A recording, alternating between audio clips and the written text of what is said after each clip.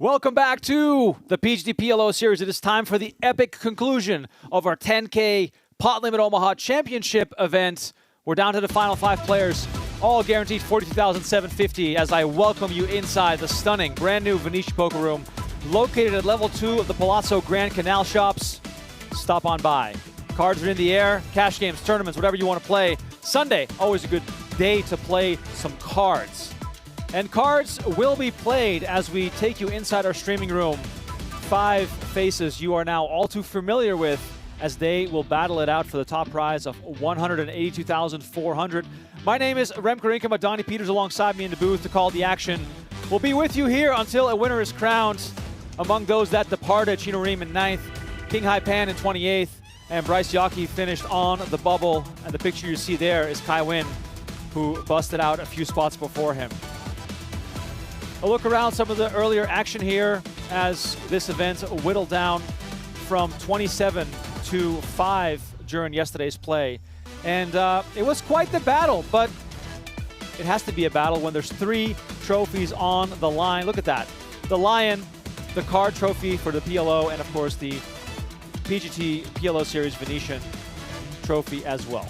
As I mentioned, 182.4 is what the winner will take home. $42,750 for the final 5. So massive pay jumps. $140,000 separate 5th from 1st.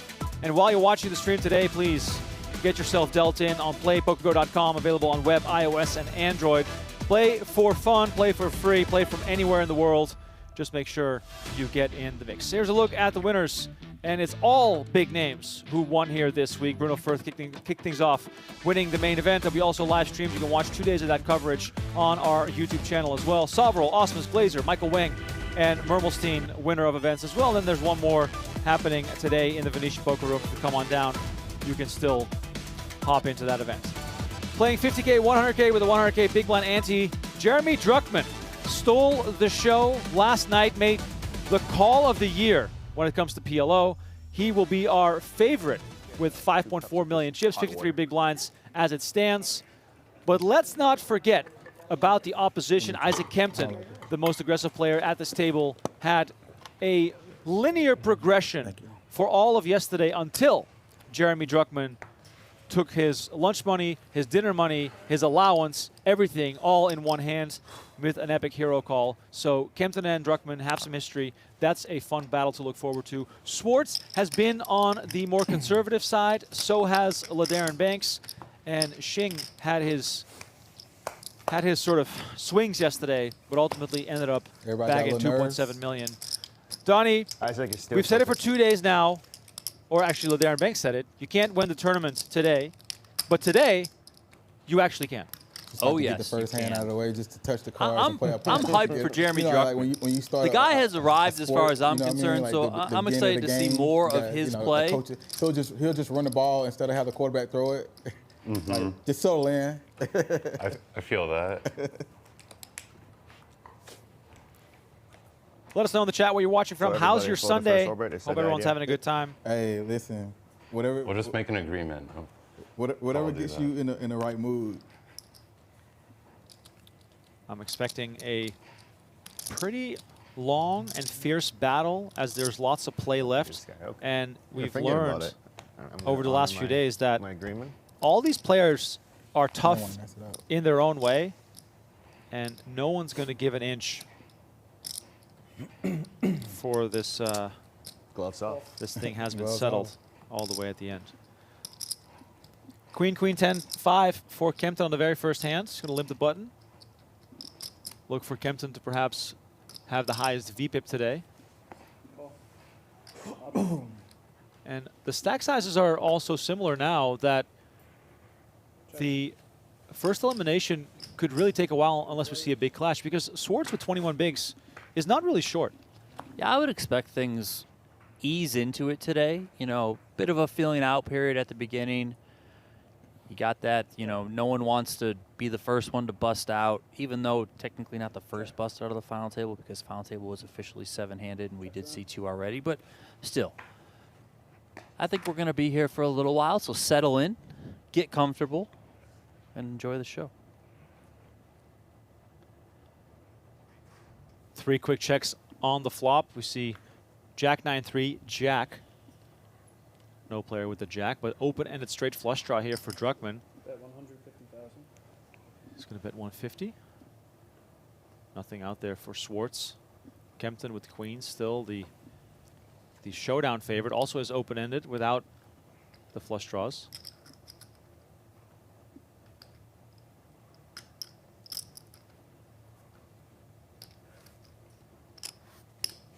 All 150. Heads up. Kempton's going to make the call. 7 of spades on the river. Druckman makes a straight, gets the check mark.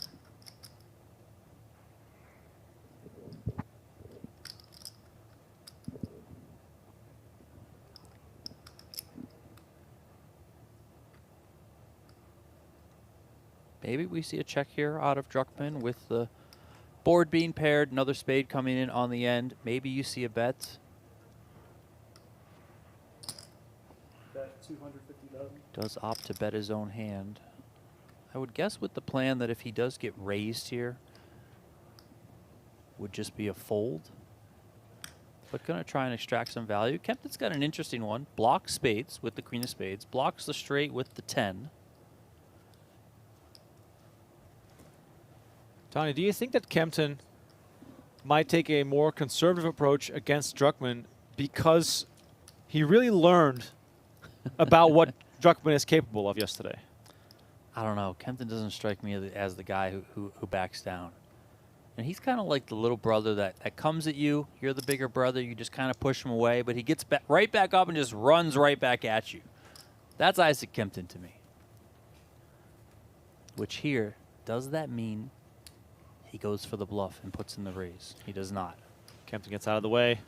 We'll look for a better spot, and Druckman draws first blood here, almost up to 6 million chips.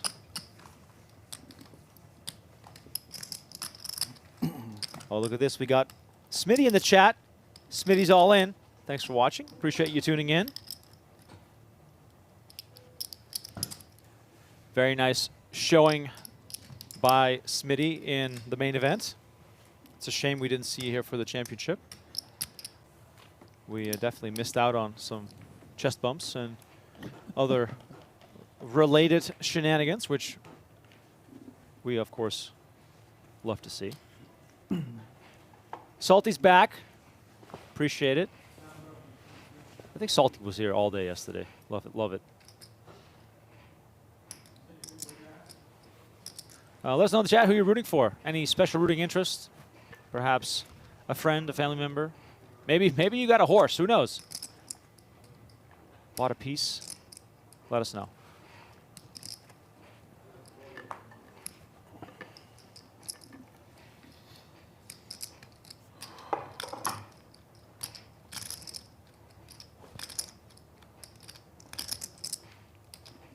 Call.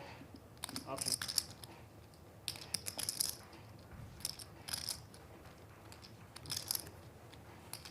Check. And I think we're going to see a lot of this, Donnie. Just a small blind limp, big blind check, conservative approach. There's significant pay jumps here. We see 6, 7, 10 roll off. Yeah, I don't think we're going to see any truly big pots. I mean, unless there is quite a big cooler that happens. I think everyone's going to try and navigate pretty conservatively here in the early goings. We might even go a level or two, you know, before the fireworks really start to happen. But the longer it stays five-handed, you know, the stacks are going to get a little bit more shallow because the blinds are going to go up. So that doesn't mean we won't get the excitement at some point. It's going to happen for sure. It might be something where, you know, maybe we get one big bust out of level. Or if things get delayed, then we just get 4 bust outs bang, bang, bang right in a row because everyone's just so short at that stage. Druckman is in a really good spot here to start. Everyone's kind of bunched together at the bottom. Now, no one's super short, yes, but Druckman can definitely really lean on people, and he did a lot of that yesterday towards the end of day 2. So let's see if that continues again here today. Probably do have to factor in that, you know, some of the players reviewed some of the footage. They saw what he was getting up to.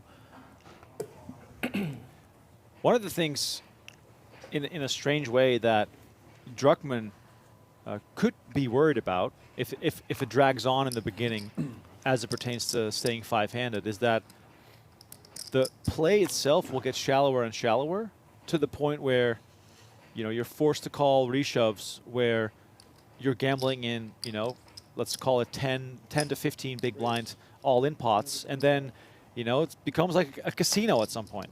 Oh, yes, definitely. We all like casinos. We all like gambling. Yes.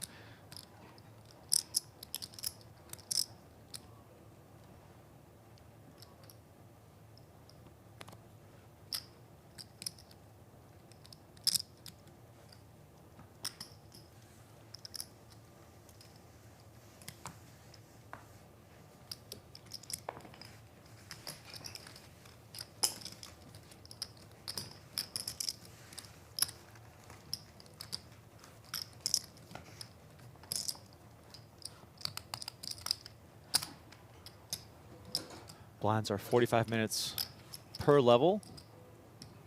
We have a break every 90 minutes. We got Matthew Higgins in the chat, LFGD Banks. Thanks for chiming in. We got Gilles and Atlantic City Phil in the chat on Venetian. If you're not yet subscribed to the Venetian Poker Live channel, I can highly encourage you to check out that channel. It's new. It's only a year old. We're trying to really lift it up. Lots of great moments, shorts, highlights. We got new episodes dropping every Monday, Wednesday, and Friday, meaning that you'll get to see never seen before hands from the high stakes cash games that run at Venetian. Action folds here to Banks.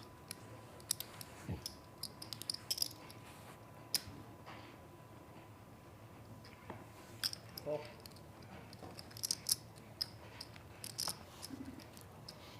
Banks is going to limp the button. Shing here double suited, but in the worst position at the table. Are we often raising here from the small blind to? Pop. Yeah, there it is. 400,000. I like this here from Shing. Just really put the pressure on, take the initiative on the hand. Also, your hand's going to play pretty well and flop quite nicely.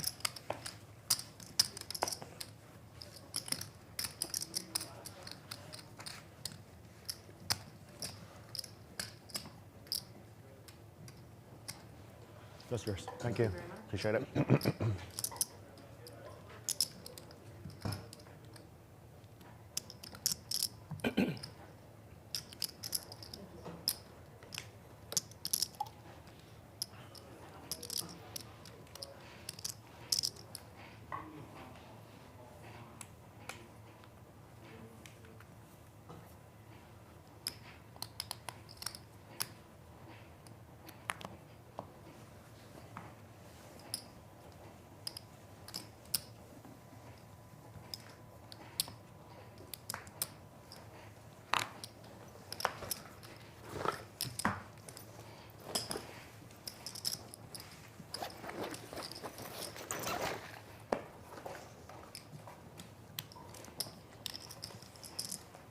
No margaritas present yet at the table as Shing brings out the tea. We got a salad here. What happened to fun? Serious game, of course, the final table. Shout out to the Venetian Poker Room for always having the right kind of meal available to every player. You can get steak here on the Poker Room menu. They got salads, bowls of oats.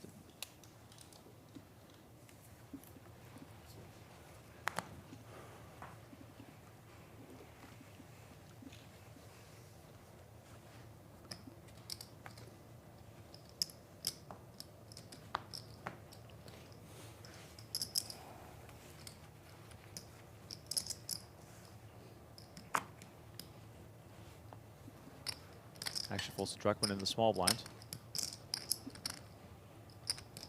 18 bigs for Schwartz. Calls. Option.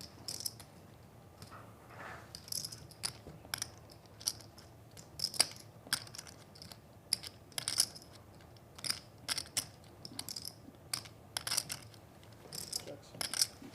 Heads up. limps in.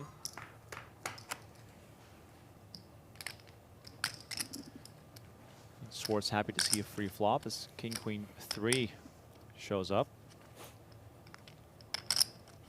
Just expecting Druckman to just Check. win a lot of pots. Small ones, mostly. Schwartz has no room to mess around. And PLO, too volatile of a game to really try to be creative on a shorter stack versus the chip leader. But Schwartz here hits the king high straight. He's got 100% next to his name. Check.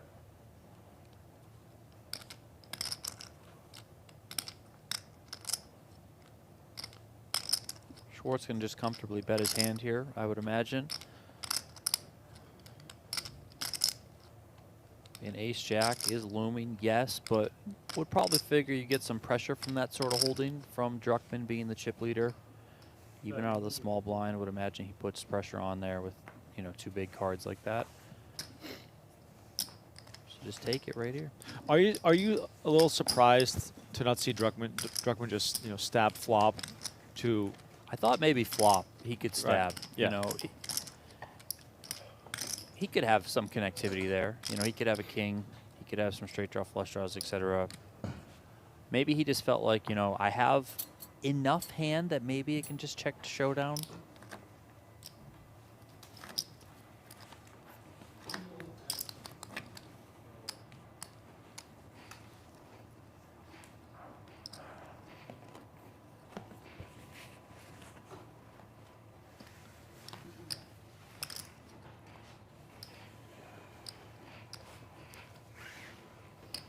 Double suited here for Kempton. Ace 9, 8, 6. Very nice hand.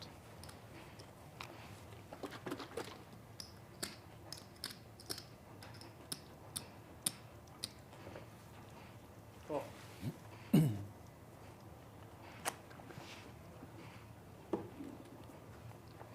And what's the logic here behind limping? Is it simply just to keep the pot smaller because of stack sizes, because of Druckman's presence? Yeah, and I think Kempton has a hand that he probably ultimately wants to see a flop with and see what develops from there. But you don't want to have to do that in a 3-bet pot. Or maybe you're just not allowed to do that in a 3-bet pot if you open and someone 3-bets you. Option. Maybe some element of is at play where, you know, yesterday we saw a lot of when Kempton opened, Druckman was just playing in position in him, and that was turned out to be quite the nightmare for Isaac Kempton. So you also kind of avoid that coming up as well. Scared money don't make money, Donnie. That's very true. I mean, Kempton will probably be the first one to tell you that. But at this stage, you know, I think all these players are incentivized to just play really small pots. Other than Druckman, you know, he might try and drive some leverage against his opponents, but the other players just want to kind of keep things small, chip away here and there, and you know, slowly move up the leaderboard. Don't need to really be taking any big swings unless you have, you know, an ultra premium spot. And here, Kempton with a lower variance route still manages to rake in the chips.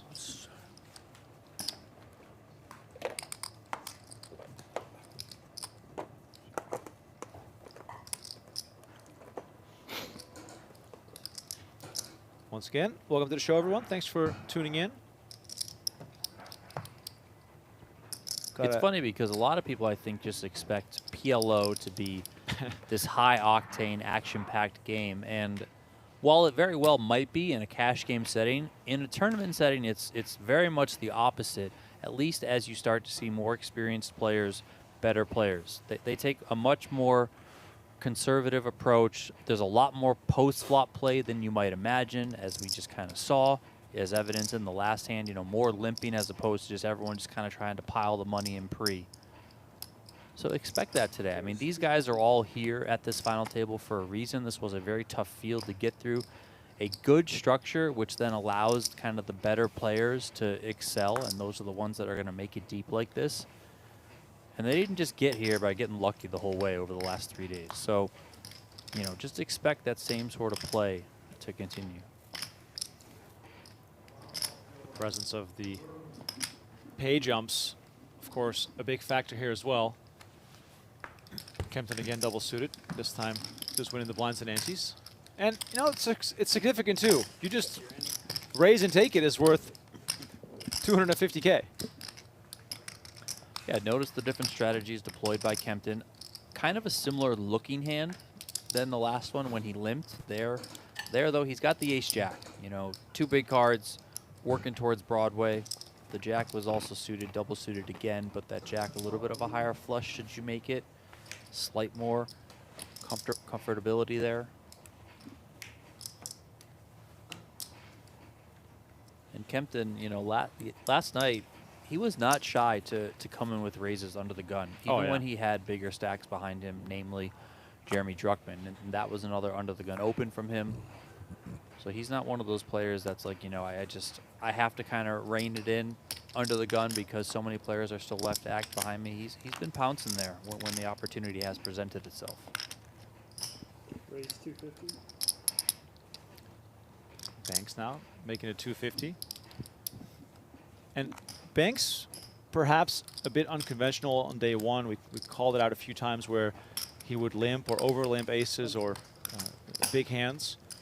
But seemingly that small ball approach has really worked well for him.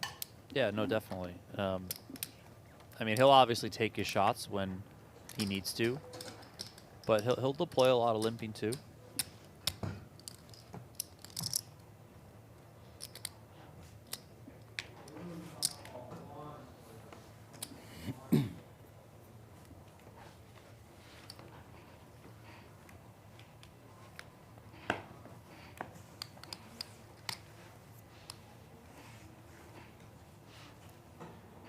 King Jack 7-6 for Schwartz.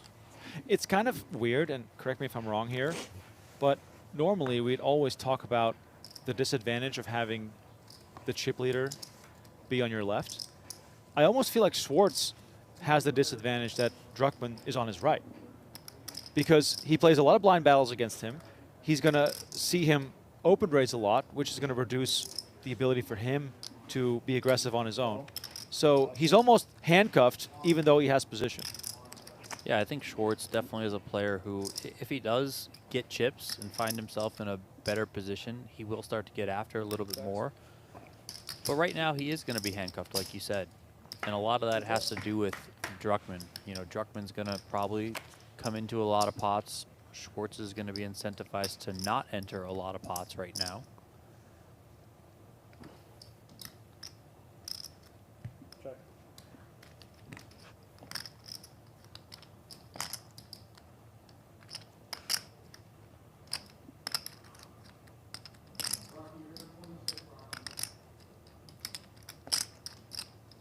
Maybe Druckman bets this hand here. Now, I know it is just queens, has backdoor clubs, but the queen and the 7 also working to kind of block some continues from your opponent. You know, some of those straight draws that could possibly check call. Not that you don't mind a check call from a hand that's inferior to yours, I get it, but you know, it's just a little bit safer to be able to navigate on future streets. 5 of clubs on the turn. Druckman picks up a flush draw. Now, is picking up the flush draw incentive to bet or incentive to check? Because sometimes Hold'em and PLO don't sort of correspond the same way.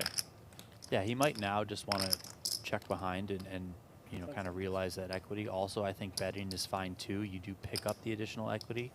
So in the chance that you are behind, at least you have that backup with the flush draw.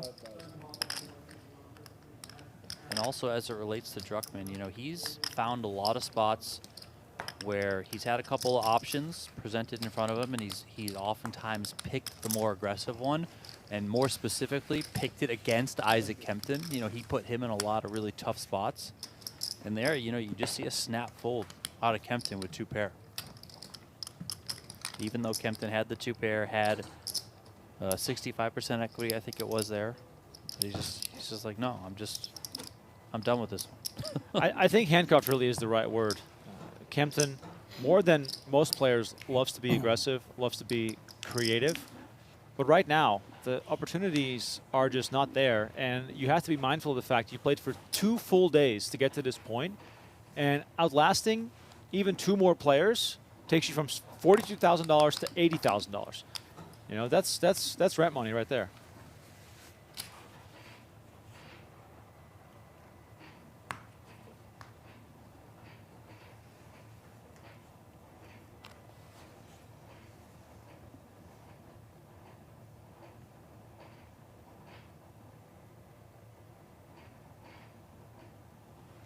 Ace, Jack, Jack 4 for Kempton, and it continues to limp. We're seeing significantly lower pre-flop raise percentages here in the early goings.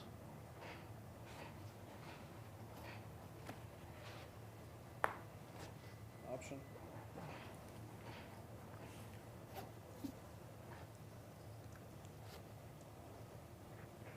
Checks. Kempton limps in. Schwartz in the big blind decides to check his option. And, you know, so far, fairly static play. 7-3 deuce rainbow on the flop. Jacks are best here, but that's not the kind of flop to get excited over. Could see Kempton betting here. You know, the Jacks as the overpair, pretty disconnected board, all things considered. Does have backdoor nut clubs. Does have the gutter to the wheel as well.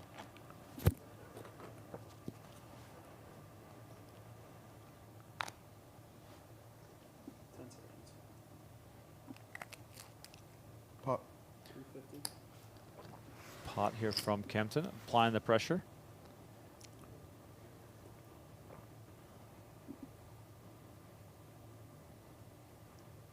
Now, in situations like these on these dry boards, obviously Schwartz has to have a really specific hand to continue if we're at least, you know, taking out the sets, because it's hard to have a strong draw here, and by him betting pot, it's getting committal very quickly there for Schwartz given his stack size.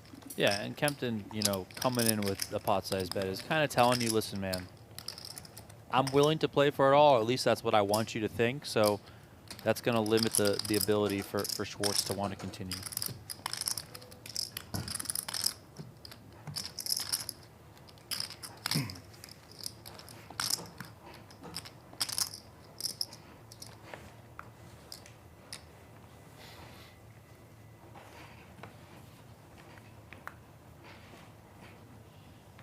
I will say this.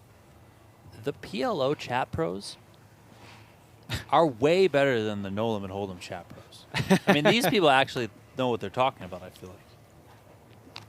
Versus the stuff people say when you're watching Hold'em is just absolutely outrageous. So shout out to you guys out there, the chat pros. I mean, we actually bringing some meaningful commentary in the chat box. We actually just got started, and we're already talking about capped and uncapped ranges. Raise. Usually the discourse is more like, that was terrible. Or some flavor of that.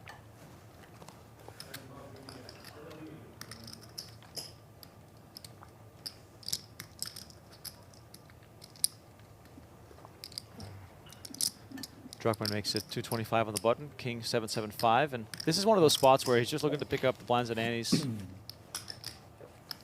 Keeping the pressure on the smaller stacks.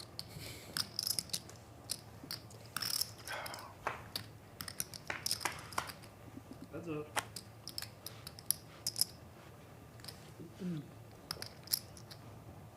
$6-5-5, nice looking flop for Druckman. Making trips here. Check.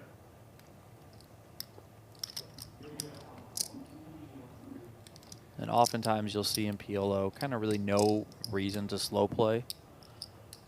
Often see players just start betting their hand immediately. I would expect the same out of Druckman here.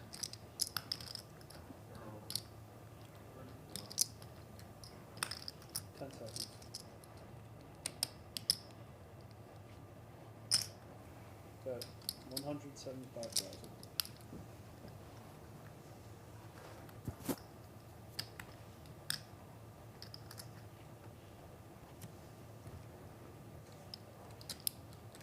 How much is in there? This is 600.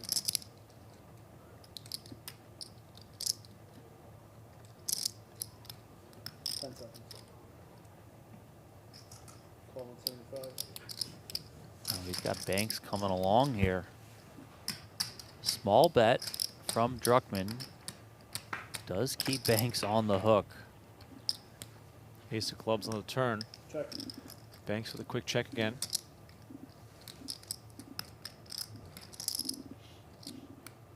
Banks, of course, just hoping on Druckman to check back turns to perhaps wiggle his pair of queens to a showdown position. Check. And he's going to get the check back, but against trip fives, he's far behind. Deuce of hearts on the river. 950 in the middle now. Banks still just hoping, fingers crossed. Yeah, hoping he's just going to get to showdown here, and he might get to showdown. You know, the presence of 3-4 does come in. Obviously, there's better fives out there. So maybe Druckman does come with the check back, and Banks gets his wish, but did seem like a little bit of an ambitious call on the flop. Then again, you are against the chip leader opening on the button, so he could be pretty wide here. 100,000.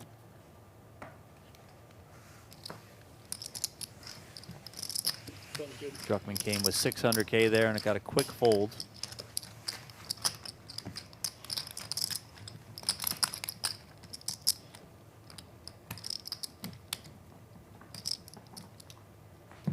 Jonathan in the chat says, this is so much different from a cash game.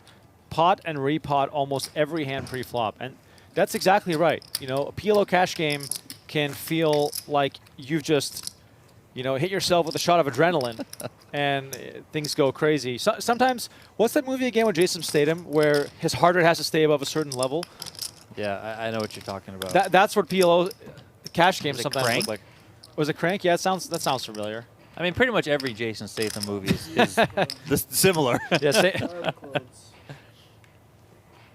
if Jason Statham movies were a poker game, then it'd be PLO cash. Yeah, for sure. 5 clubs gonna be our burner, bud. Sorry about that.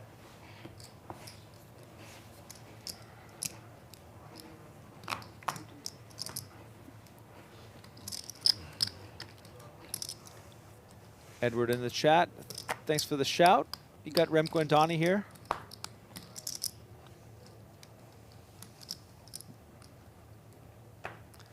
We are seeing kind of an expected start to this final table. Druckman's up 1.5 million from where he began the Yep. day, which coming in with that chip lead that he had, thanks to the final hand of the night on day 2, you know, it does allow him more flexibility, more freedom. Tournament players, Tommy's back to tell you about Deep Stack Extravaganza 2. April 1st through May 17th with more than 2 million in tournament guarantees. You're not going to want to miss some major events on the tournament schedule. Join us for our $600 buy-in, $150,000 guarantee, April 1st through the 4th, followed by our $800 no limit hold'em, $200,000 guarantee, April 8th through the 12th, followed by the $1,100 buy-in, no limit hold'em, $200,000 guarantee, April 16th through the 19th, culminating in one more $800 no limit hold'em, $200,000 guarantee, May 6th through the 10th. You're not going to want to miss this series with over 2 million in tournament guarantees. Join us April 1st through May 17th inside the Venetian Poker Room. Thank you, Tommy, for the update. Donnie, I feel like he's speaking directly to you. Why? Because he's telling you about all these tournaments that you have to win. Yeah, listen, I've looked at that schedule 3 times, I think, already, just trying to kind of map out what I could fit in, you know, go around the work schedule and dive in. I'm very much looking forward to it. They are great tournaments here. Talked about it the other day, but the structures on those tournaments, it doesn't matter if it's an 1100 on that schedule, if it's a 1600, or if it's down the other way going to like the 300s, the 400s, the 600s. The structures are incredible. Oh, yeah. Like, you're playing like 40-minute levels in a $600 tournament. Like, you're making the money, average stack is 30, 40 bigs. Like, that's just unheard of at that price point. Yeah, phenomenal offering of tournaments at Venetian. If you're a poker fan, you just got to come down and play if you ever get a chance. talking to Tommy about the summer schedule. He says, man, we're very, very close to announcing. Lots of stuff in the works. Can't wait to see what they come with. Always phenomenal to be able to find some action wherever you are staying on the strip.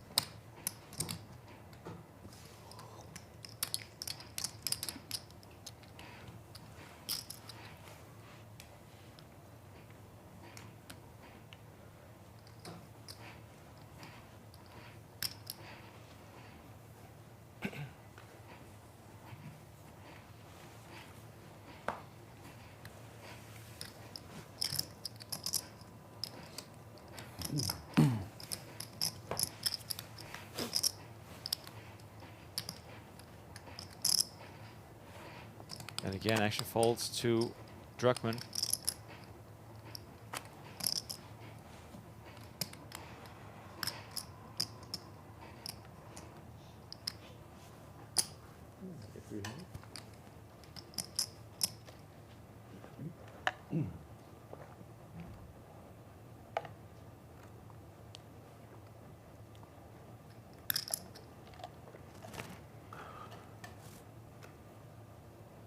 This time it makes it 300K, and Schwartz is not going to just surrender.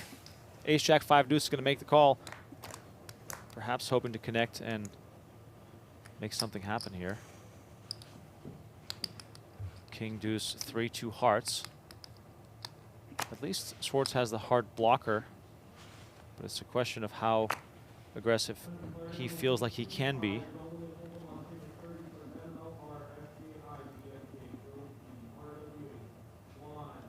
Might just be a flop here that as the pre-flop raiser, Druckman, he's going to want to continue.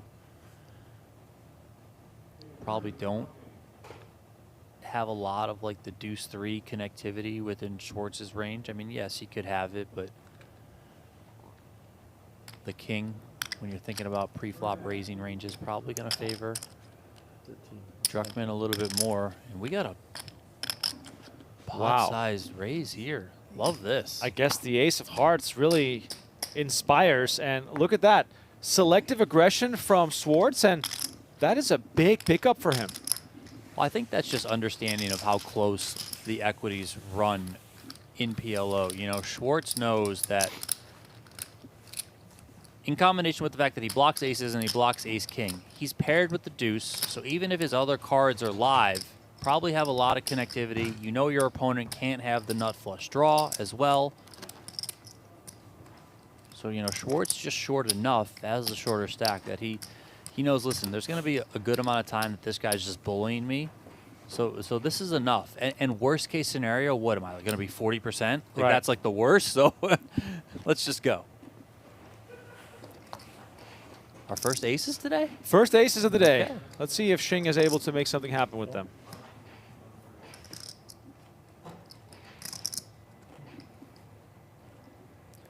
Kempton with double suited king, queen, jack 4. Definitely playable here.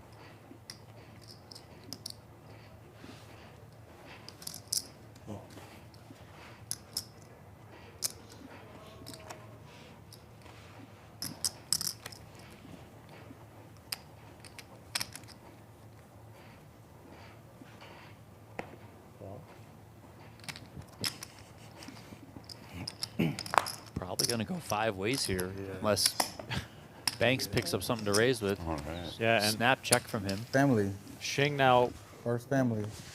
probably extra cautious with aces, but he doesn't have to be too concerned because he flops top set, which is the nuts right now. Top set, he's got backdoor nut clubs as well. It is disconnected enough that there's no immediate presence of a straight out there, which is good. That said, you know, there are draws that can come in. A lot of these guys can have some random cards with this being a limped pot, so just going to bet the hand right away. No need whatsoever to slow play this. Just start going to driving your value.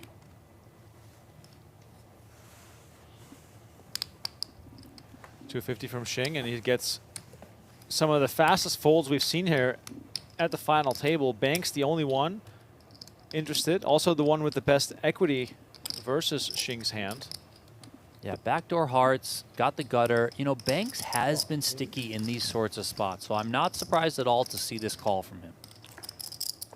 And there's a heart. Oh, yeah. This is big.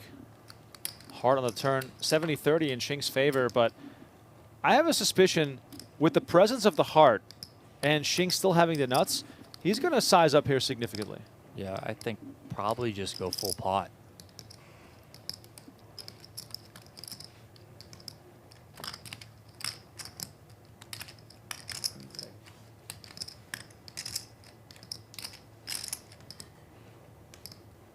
$700. That's 700. And there it is, 700, 2/3 pot. 700. That's 700.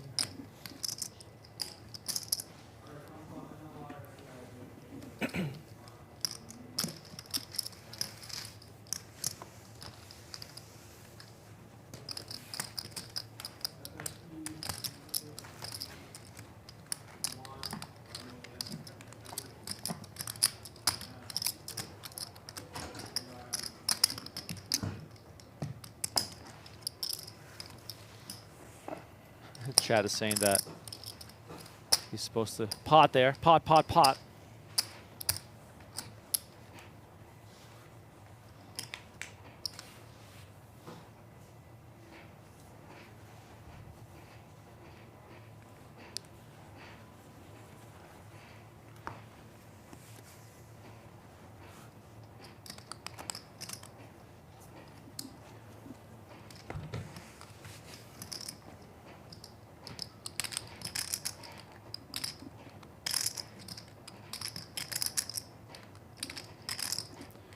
Schwartz now on the button on 2 million.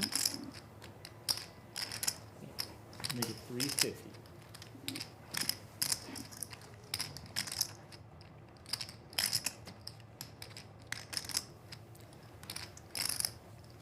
Imagine being Shing and the first two cards you look at is Ace of Hearts, King of Hearts. And you're like, oh man, let's go. And then the 6-5 off. Oh,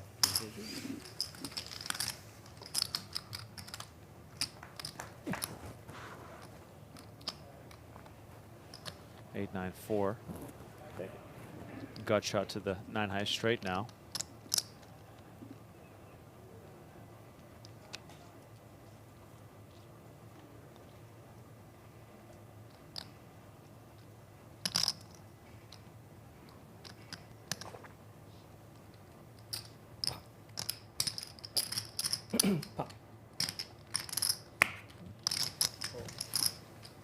Schwartz continues for 800, and I feel like Schwartz is very much willing to take some risk here.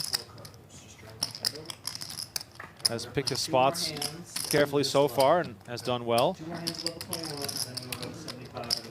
All right, 2 more hands, and then we go to 75, 150, or 125? Hold on.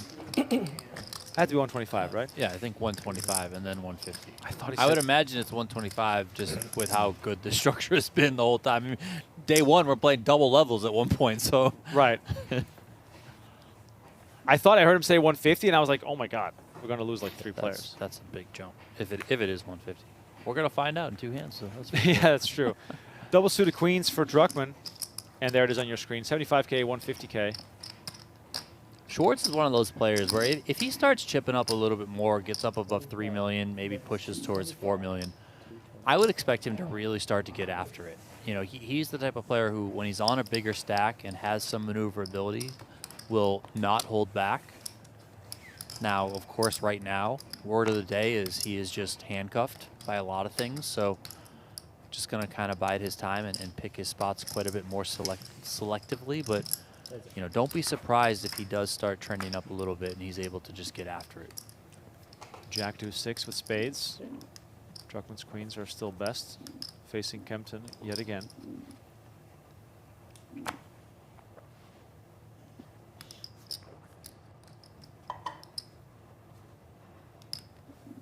In what way does PLO differ from No Limit from a tournament perspective as it pertains to the C-bet, which is such a traditional, classic thing to do when you're the aggressor in Hold'em? 450. I think a lot of times you're going to kind of want a little bit more equity in your hand, I would say. I think it's also maybe at times a little bit more tricky to figure out certain hands that your opponent could have. Not that these players aren't very much experienced in PLO, they are, so they probably have a better feel for it, honestly, than I do. So it's but, just a you know, no-brainer. oftentimes in Hold'em, you're just like, okay, this is my board, not his. Me as the pre-flop raiser, like I know he has kind of no connectivity here whatsoever, so it's just an auto C-bet. So would you say in Hold'em you play more against the range of your opponent, where in PLO you have to be a bit more mindful of your own range, just because there's a lot more calls in your opponent's range when you're playing heads-up flops, because there are just so many more possibilities out there? Yeah, and then also, you know, one of the benefits in PLO is that you do know 2 additional cards.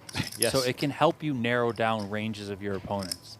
So even if those cards, you just have 2 cards that are basically for you, don't really connect with the board and they're kind of throwaways in your mind, still think of them and be mindful of them as they relate to your opponent's hand. Well, if he doesn't have these cards, then maybe he's a little bit more inclined to connect with the board if these cards aren't connected. Or maybe if these cards do connect in a way or they have some blocker properties, you know, think of that as well.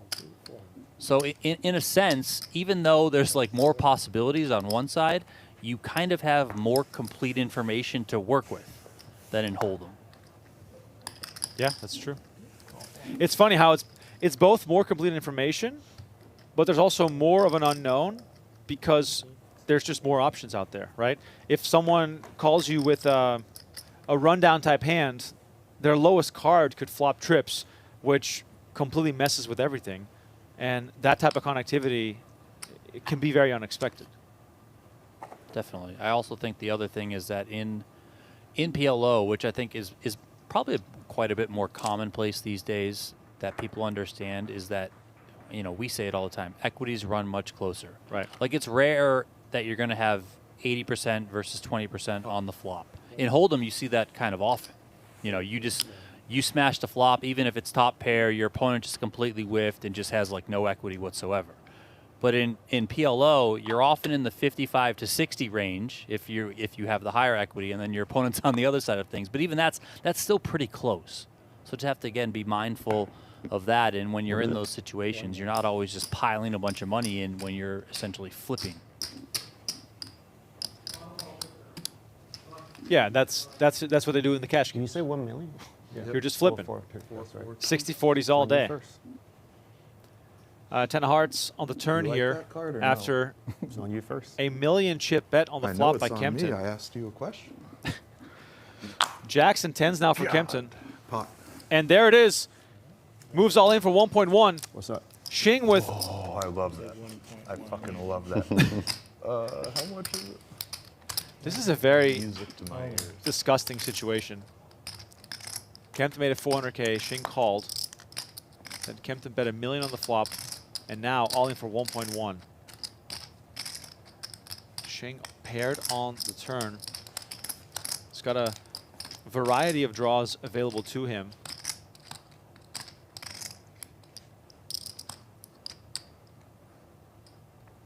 Nowhere near a done deal if he does make the call, but does he want to risk almost all of his own chips here? Probably, like, knowing he's behind now. Yeah, and not only is he behind, he could have thoughts that his draws just aren't good. You know, this was limped from him to start it off and a raise from Kempton. So Kempton could have ace-x of diamonds, for example. I mean, worst case, he's got ace-queen-9 something. You know, ace-king-queen-9, where you're just like stone dead if he's got diamonds too. Like, it's just a really tough spot. So, yes, he does have some draws to back himself up, but how valuable are those draws?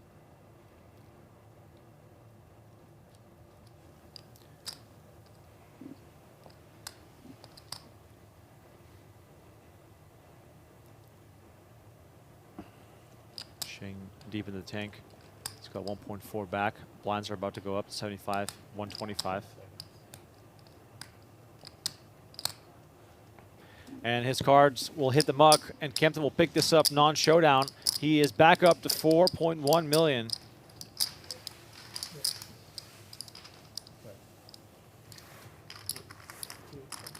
And I think that's a good fold. I mean, I know we can see on our side of things that he does have 35% there, but he doesn't know that necessarily, and he might think his equity is quite a bit less. And also, you know, even if his equity lines up with the pot odds that he's getting, he's like, okay, I'm kind of priced in to call here.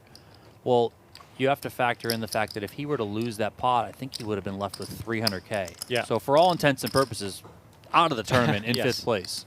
So you have to factor that in as well. Even though he did cover Kempton, yes, and he could spin it back up if it came to it. But, you know, you're left with fewer than 3 big blinds. That's not going to be really beneficial for you going forward. So I think the fold is aligned.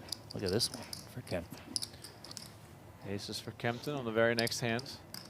And he's starting to heat up over 4 million now. Yeah, and this is the haves and the have-nots, and the pressure on the other stacks will go up substantially with Kempton now also having chips to spare. Druckman and Kempton might just take turns raising at this point. That's a lot of what we saw on day 2. Yep. So that could very much start to play out. And now he's up over 4.4 million just with that raise and take.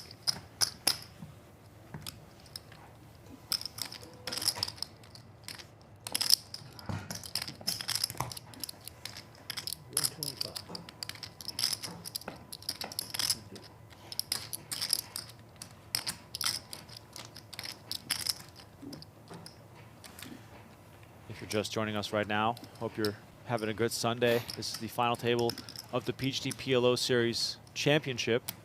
10K buy-in, 180K up top. 57 total entries in this event. There was a 500K guaranteed prize pool. Might be time to just pot this one here for Shing. And this is also the first time at this final table when we've had a player as short as Shing is right now, which does kind of increase that ICM effect on some of the other players here. So just be mindful of that as it plays out.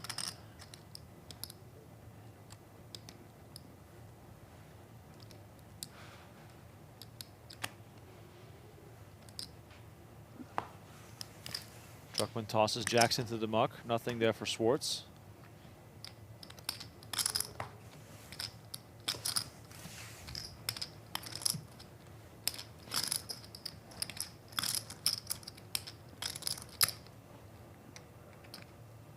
Banks double suited, and he's going to call rather quickly.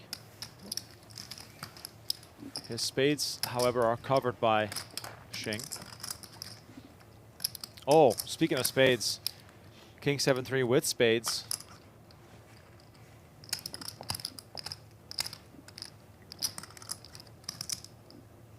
Can imagine that Shing's probably going to jam here. Even if his queens are no good, his flush draw is surely there to help him escape.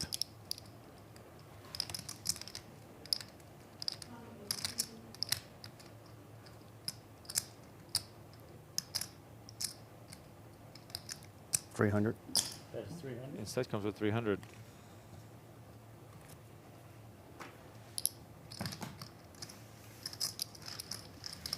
And a quick toss from Banks.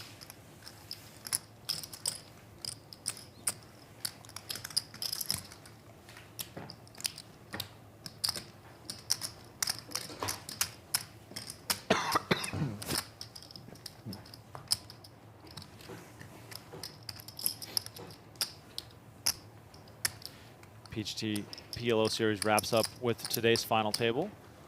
But fear not, April 10th, the USPO kicks off at the PokerGO studio.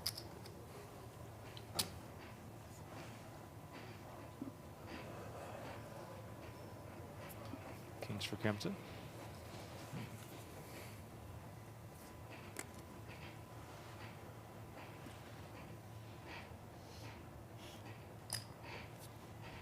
Raise at 300.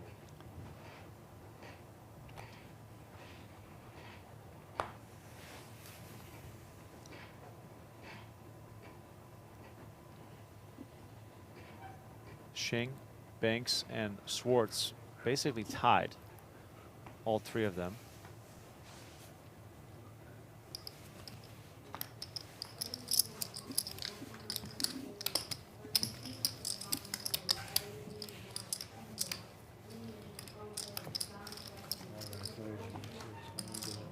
Thanks. Thank you.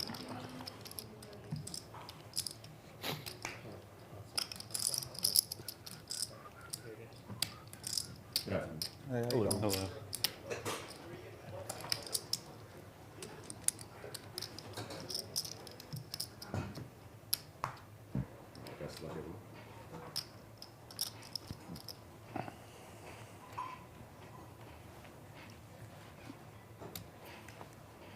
This is something I mentioned at the start of the stream. If we don't see an elimination for a long time, the variance is only going to increase as the stacks get shallower. I'm not saying anything revolutionary here, but in a game like PLO, it has such a huge impact because of, you know, potentially a three-way all-in where players just have too much of a hand to not go for it. And I think this level we're still fine, but the next level, 75, 150, it's definitely going to be hard to fade the all-in showdowns if you're, you know, below 2 million.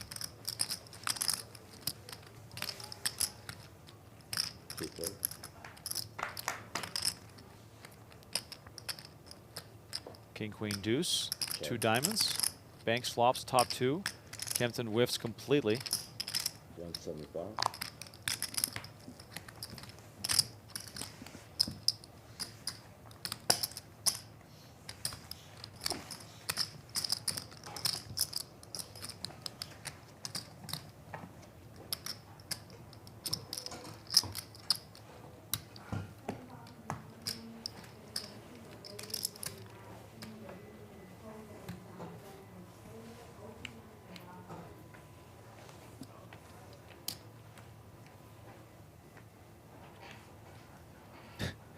Pot Monster in the chat. I don't even care if this is true, but it's really funny. Says, I was at the courts with Kempton last week. He's a demon in the paint and has a nasty three. I'd love to watch Kempton chuck up some threes. remember the WSP at the Rio in the back? Yeah. Next to the food truck? They always had the hoop there. You know, you would see Huck Seat, you know, throwing down long bombs with Wasserson and the guys. Imagine if Kempton was part of that crew. Yeah, I mean, I just picture him like Philip Seymour Hoffman in Along Came Polly. Just oh, yes. jacking him up. Yes. Oh, my God.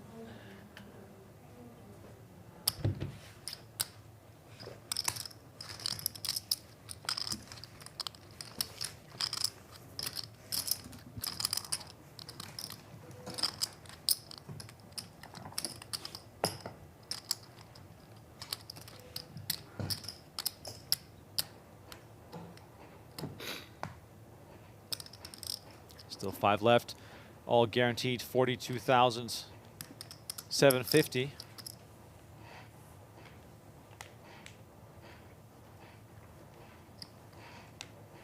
These players, of course, playing to win, but the pay jumps at this stage of the tournament very significant.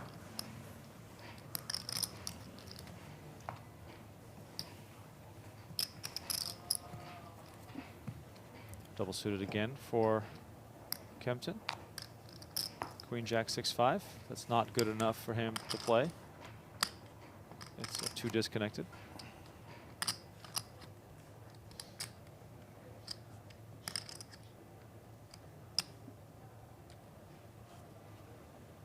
Call.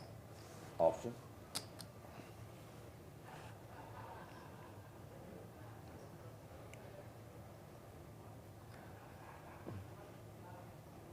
Check. Reserve.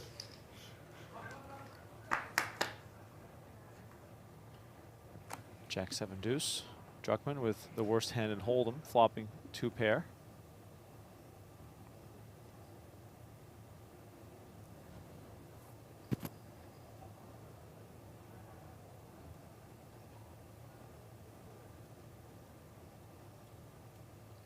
Second.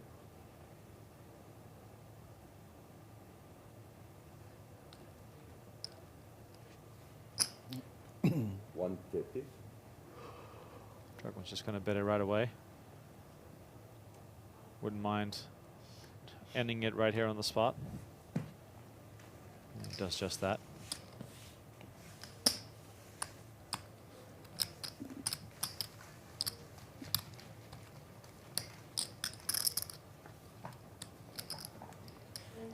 Blanket in.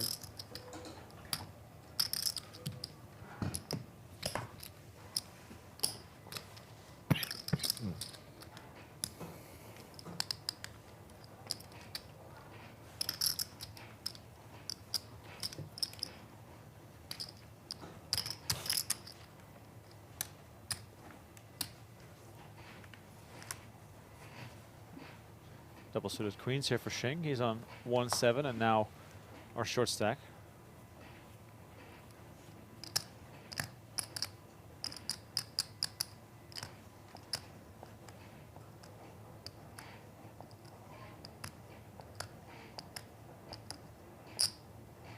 Pot.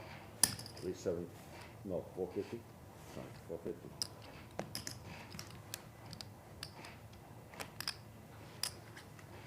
$450 from Shing. He'd be totally fine just to win the small pots.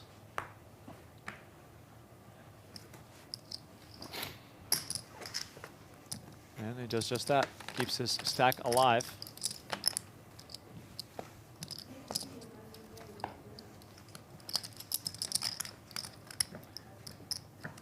Tournament poker is definitely a game of survival.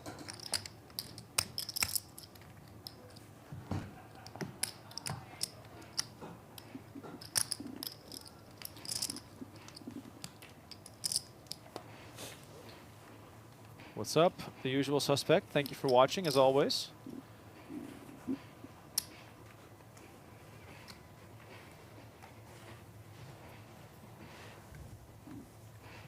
Double suited king queen now for Kempton, and he's chipped up about the same amount as Druckman. They're the only two players who are currently up since the start of play, and I'm not surprised to see that.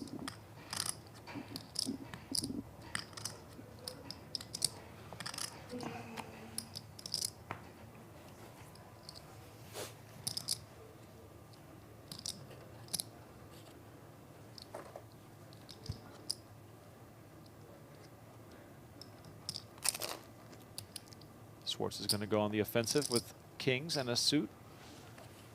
450.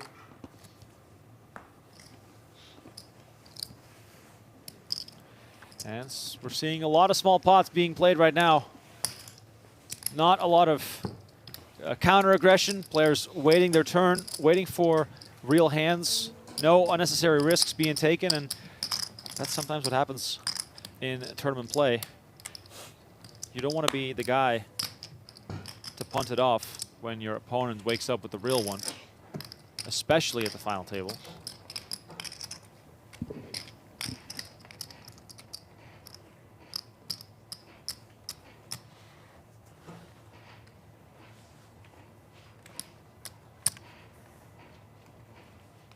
All right, chat, give me some predictions. How many more hands until there's an elimination? We are on hand 29, so give me a hand number. Donnie, you want to kick this off?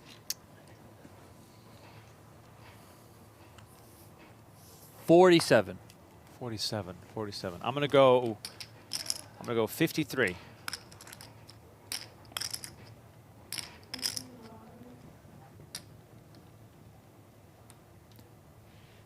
Just watch the next hand be an all in.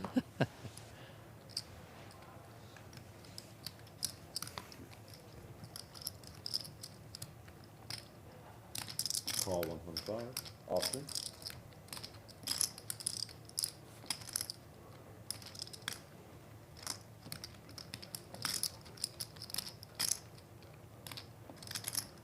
Limp here from Shing onto Kempton with 5s and 3s.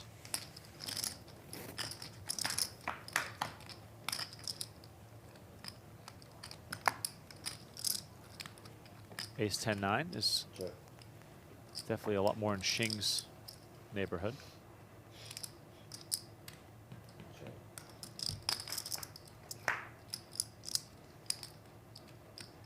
8 of spades on the turn gives Shing the 10 high straight. And he's continuing to check, just hoping that Kempton is going to fire with something. Kempton only has 3s and 5s, so he is done with the hand.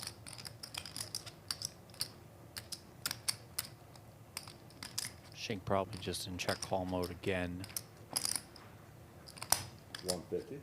Or bet. That's fine too.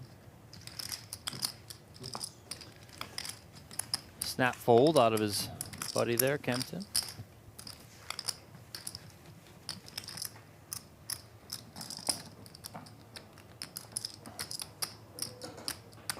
And the stacks sort of staying where they are. We got 3 players around 2 million, and then the 2 big dogs, Kempton and Druckman.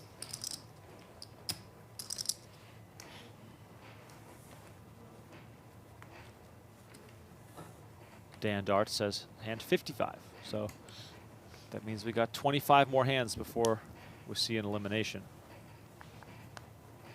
Very curious to see how this final table will develop. And a lot of it will have to do with whether Druckman can maintain his chip lead, because that is sort of looming over everyone right now.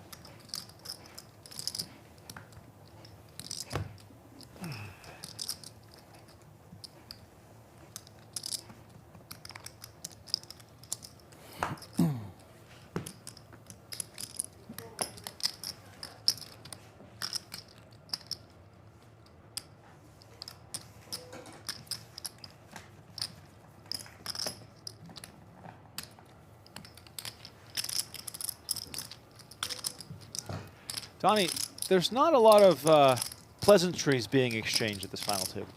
No, these guys hate each other. But in all seriousness, I think people are just locked into the task at hand, and that is try and perform the best. So the chit-chatting that we experienced on day 1 and day 2, gone by now. I mean, it did lessen as day 2 went on.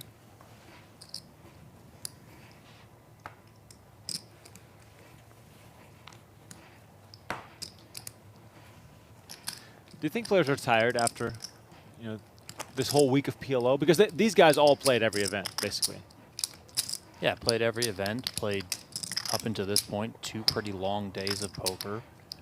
Even that first day, I would bet a lot of them registered on time at the start, because this event did offer that rake discount, so it is beneficial to show up early as opposed to coming in late. So yeah, I would say these guys are probably fighting some fatigue. Now, in the moment, maybe the adrenaline takes over and you're not feeling it as much, but it could definitely come into play, and maybe you feel it a little bit. Maybe your decisions are a little bit more cloudy, but they can definitely be tired.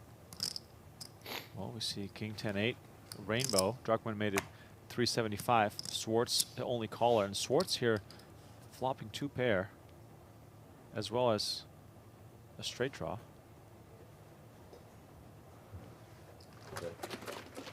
Druckman not continuing despite the backdoor diamonds and the Broadway draw. He's got to have a little more equity before feeling comfortable firing some more chips.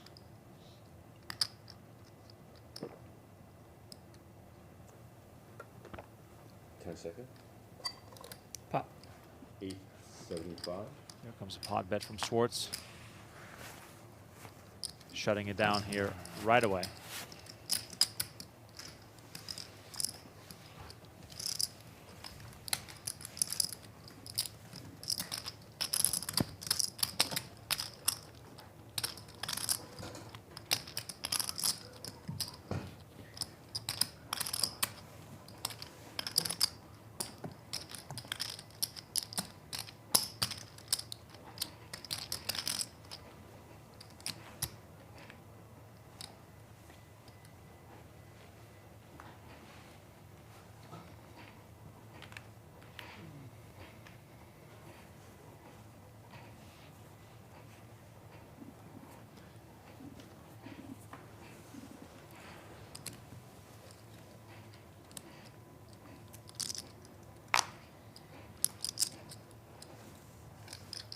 as it pertains to final table experience. Kempton definitely has the edge here. Seen him in action at the PokerGO studio on many occasions. 275. In my mind, Kempton's still, fairly new, but he's got 6.1 million in career tournament earnings and $1 million score, his best result.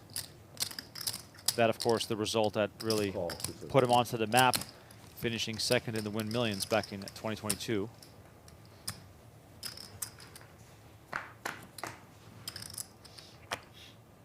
Last year in the summer, he finished third in the 10K 6 max at the WSOP, arguably one of the toughest tournaments on the calendar.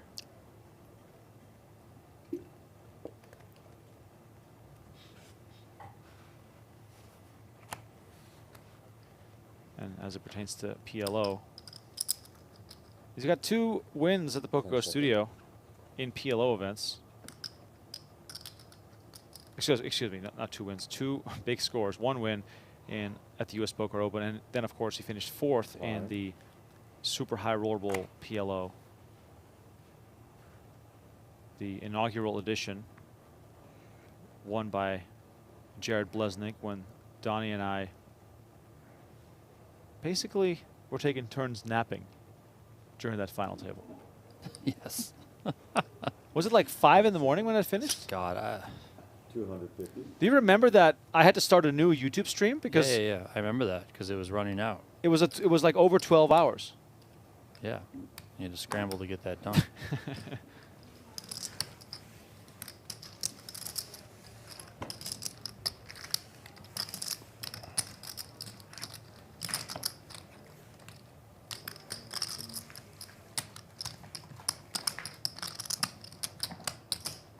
Jared Blesnick, according to Bruno Firth, the only player eligible for the PLO Mount Rushmore.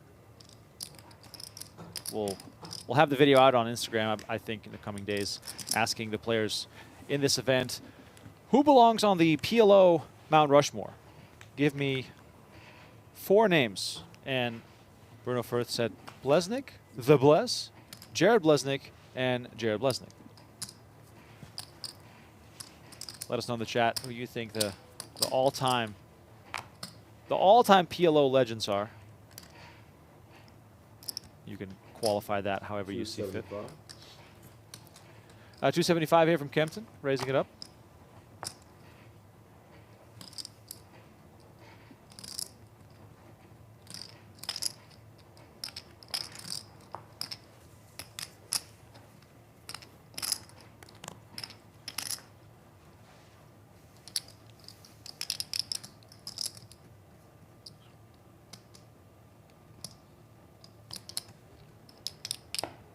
Call.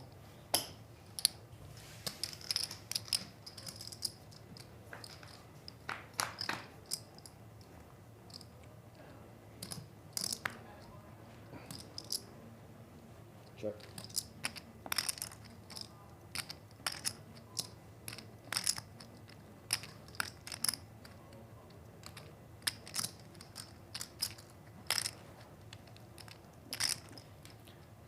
King, Queen, Deuce, 2 hearts.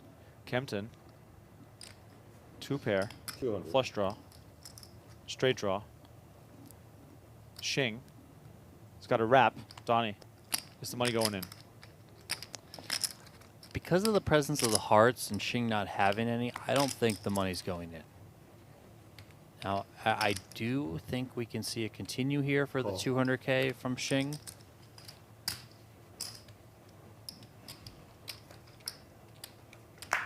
Six of clubs on the turn. Kempton still well out in front, 1.1 million in the middle. Could you see Kempton potting it here? Yes.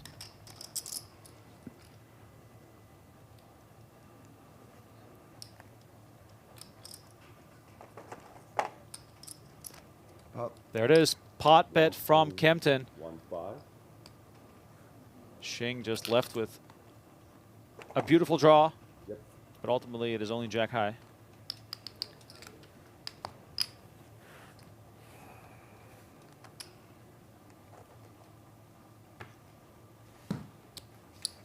And Shing again has to let it go. Kempton now approaching 5 million chips.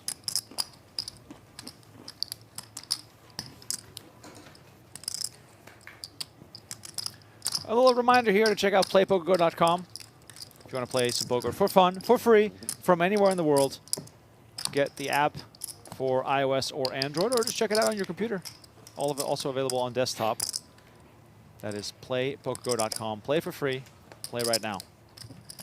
Great little sidekick to all this final table action that we're watching. I'm going to get in there right now. Let's go. There's a free roll coming up in 14 minutes. So I'm going to get in that. That's what I'm going to do. I mean, the action has slowed down enough, all things considered, that I could probably do both things. Your free roll might be done by the time we lose one player. That's true.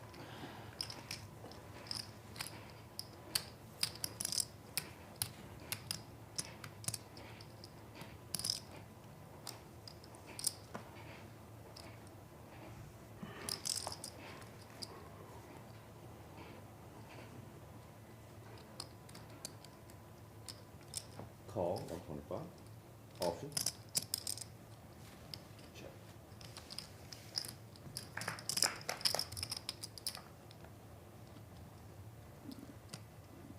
King, queen, deuce. 2 diamonds. Shing and Kempton at it again, this time in this blind battle. Check.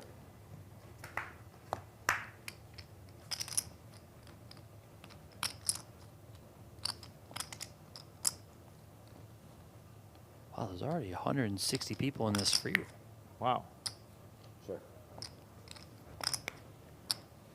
Check.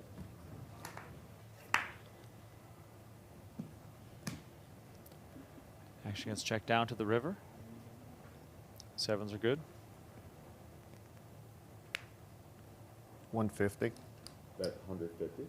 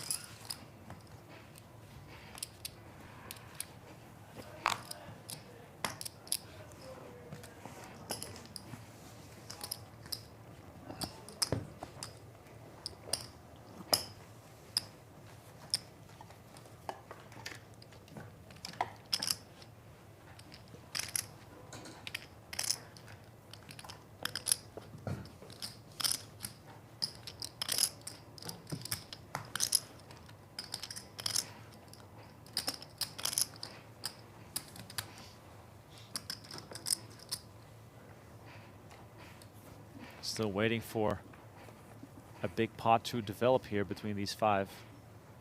Just doesn't seem like anyone is going to get out of line, which is understandable given that this is a final table, but we are craving some action at this point.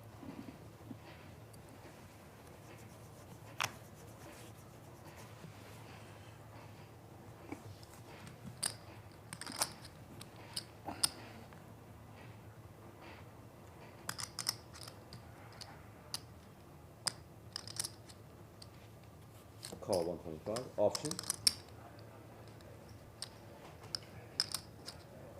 And again, we go into a limp pot in the blinds. Donnie, they're doing it to themselves at this point. The blinds are going to continue to keep up, and it's going to become casino, as I said earlier. Yeah, in a way, it's kind of like a spin and go. At some point, you know, you play a set number of time or hands, and then everyone's just kind of forced all in. That's at some point, that's what it's going to come down to, and that's where, when you're in the seat of Jeremy Druckman, it's just super advantageous to you because your stack is growing, and if it does become more of a gamble fest later on, he's the one who's able to absorb some hits should it come down to that. You know, if we're just flipping coins, well, he's got, you know, more shells in the chamber. Check. Yeah, just lots of limp and then lots of checking.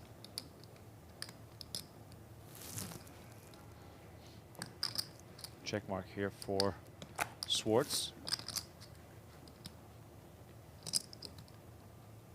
It's funny how he has that check mark with just ace-10 here.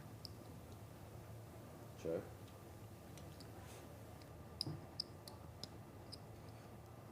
I don't think we're going to see him bet this hand. Probably just another check back here. Check. Interesting to see if Druckman decides to bluff at this.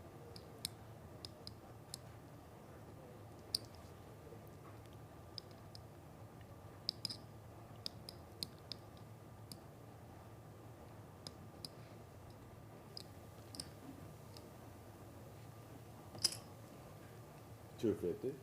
He is going to bet 250 here, and this is a really hard call to make here for Schwartz. Only has ace-10. Definitely. I mean, Druckman could have just checked a 5, trying to get to the end, make strips here, and, you know, is going to lean on his opponent a bit. And look at that, best hand in the muck. And Druckman now the first player over 7 million. He's got 41% of the chips in play in the driver's seat for the win here today. But as we've seen here in the first 90 minutes of this final table, getting the win today will be anything but easy.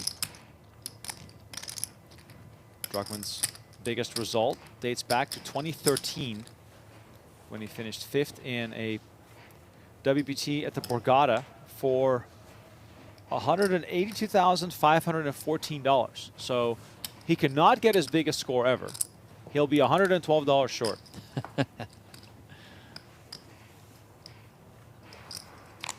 The trophies are worth that much, though.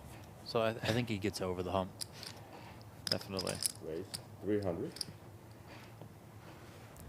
Ace-10, 8-7 for Kempton is going to raise it up.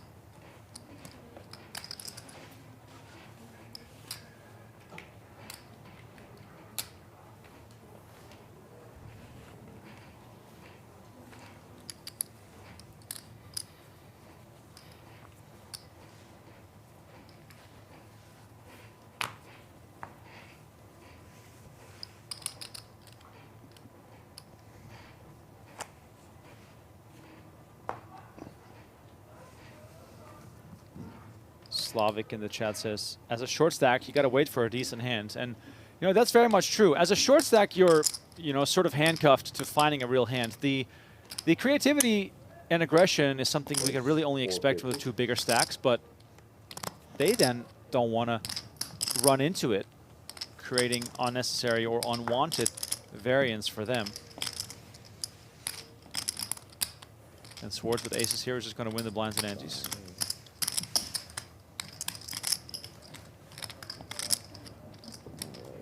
Thank you, everyone. Thank you. Have a great day.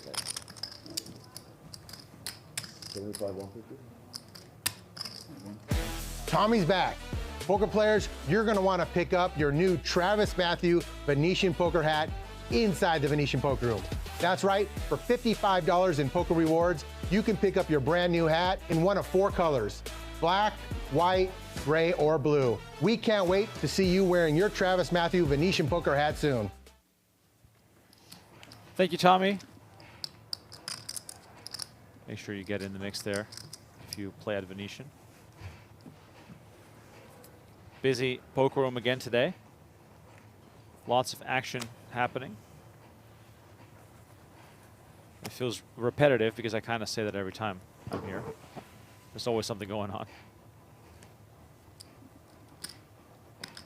Double suited ace-10, and that's just going to hit the muck. That clearly has to do with the fact that Banks and Shing are as short as they are.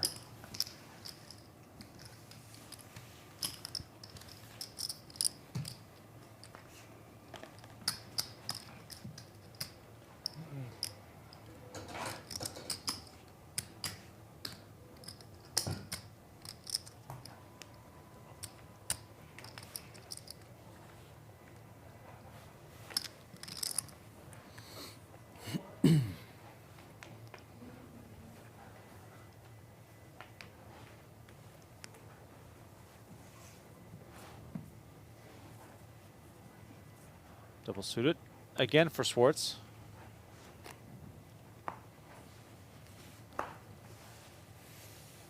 And again, it hits the muck.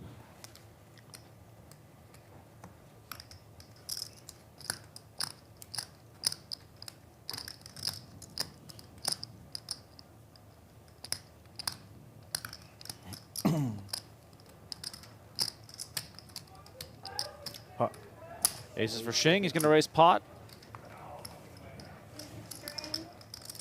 And these are the spots where a player like Druckman is going to take no unnecessary risks or gambles, because there's literally no value to gambling with someone who is only going to win the blinds and antes when he can just continue to pick up pots left and right without having to go to showdown or take any big risks. Yeah, and he also has to understand, which he likely does, that Very nice. Shing is probably pretty strong there. You used to feel more.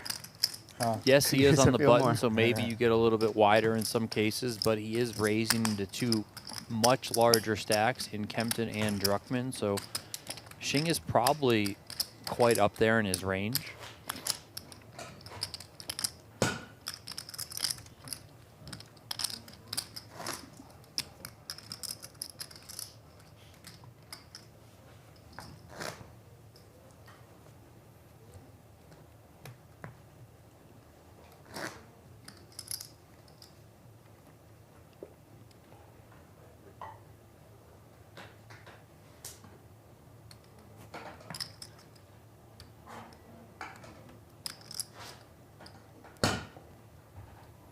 Automatic shuffler. Protesting perhaps a little bit.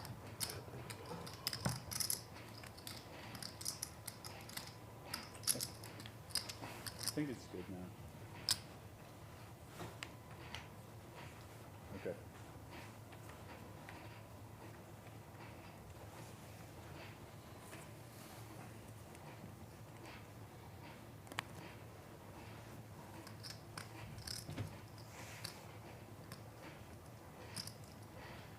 Kings and deuces for Banks.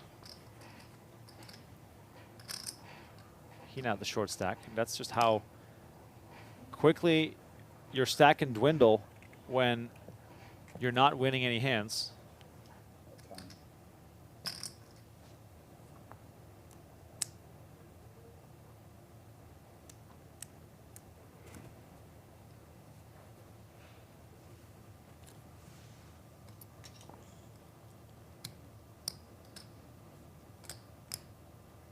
10 seconds.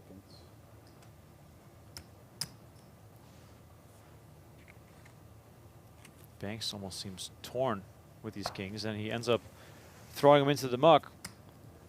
So one time snap. Raise 300. Kempton, no hesitation, raising it up. Ace-9, 8-7. And this is where it gets like annoying for a guy like Schwartz, right? When the two shortest stacks have folded, Kempton has free reign to just open, and Schwartz knows that he's got a sizable gap now versus Shing and Banks, and it helps that he has no hand here. But as this develops, we might see a situation where Kempton and Druckman continue to grow, the other players continue to fold, and we're going to just get to a point where they have no more room to move. Yeah, I mean, Schwartz is just stuck in the middle. He can't really do anything. Not that he's a big gap between him and Philip Shing, but still, Shing and Banks are down there enough that it really does benefit Schwartz just to do a ton of folding. Not really get involved at all. I mean, if you just got the goods, you got the goods. But in a lot of spots, he's just going to be sitting on the sidelines here, kind of waiting out the other two players.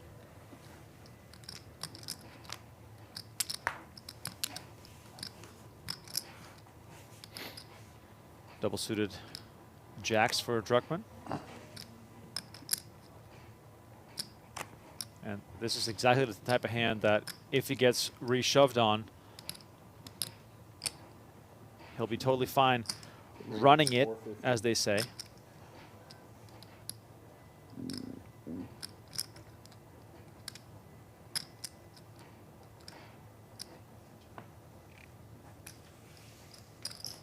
Ace, King, Jack 3 for Banks.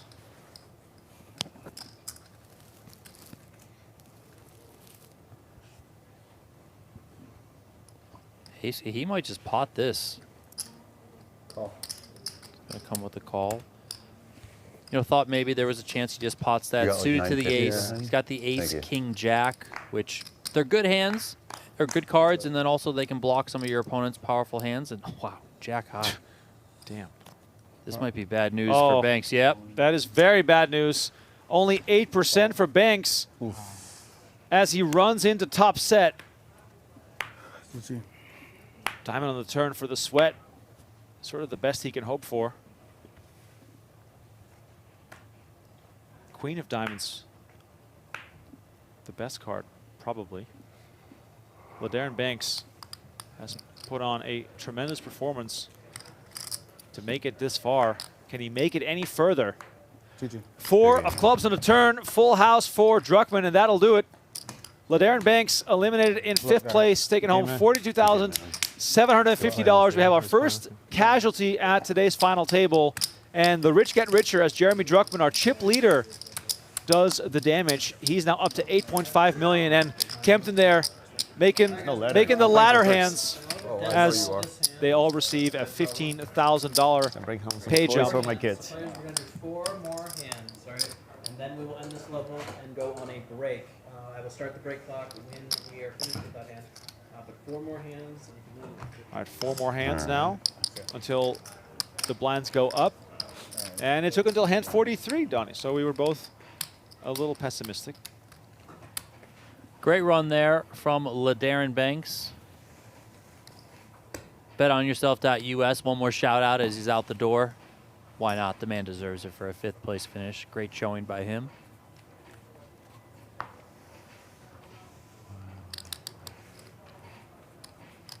Don't really think there was anything he could have done there on that final hand. Could have certainly seen him just pot it pre and get the money in pre-flop.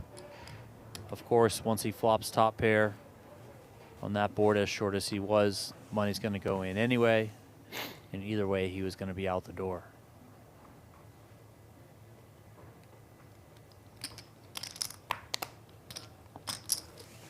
What the fuck? Oh. What a hand to get a walk with. Wow. You guys.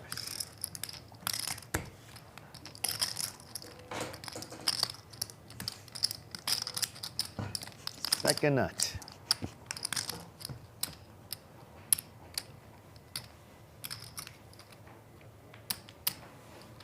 What's the first? Depends. I will think Jack 10. What do you think? Some people are king truthers. You're confused. I didn't say I was. I'm just saying. Some people. There's a spirited debate. Someone other than myself, as they say. Asking for a friend.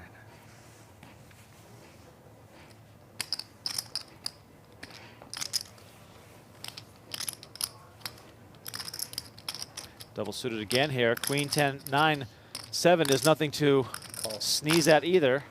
Check.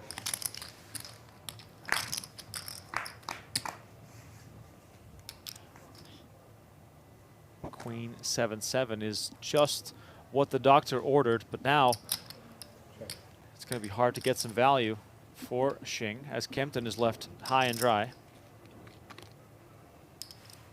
6 on the turn for the fireworks. Well, it's the King of Hearts, which does pair Kempton. A sliver of hope now for Shing to make some money off of this. Yeah, Shing probably done betting right now. Just want to try and extract value across 2 streets.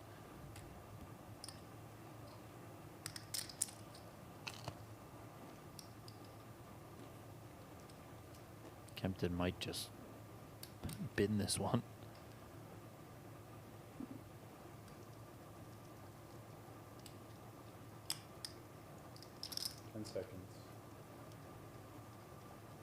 Wow, he's coming with the raise. Oh my God. go. 375. Makes it go. 375, and Shing. Oh, look at that. A little raise of the eyebrows. This is exactly what he was looking for.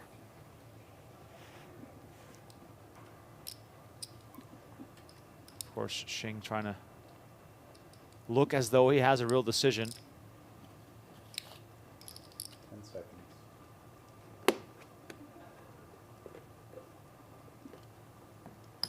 Call.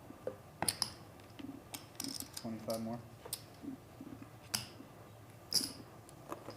Now, for Kempton, Donnie, with, quote unquote, just the king, is this just a way to get to the river without having to call another bet, because he can just, check back to keep things safe? Yeah, I think he does end up checking back here. Checks back quickly, and Shing is showing it all, up to 2.3 million.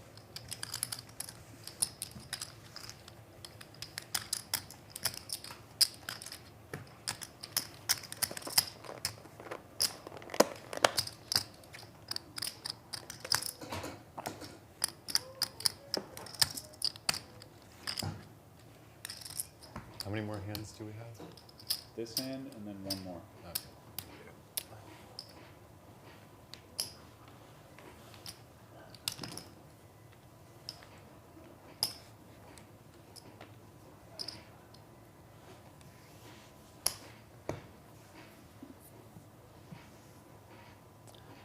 For those asking, the elimination happened on hand 43.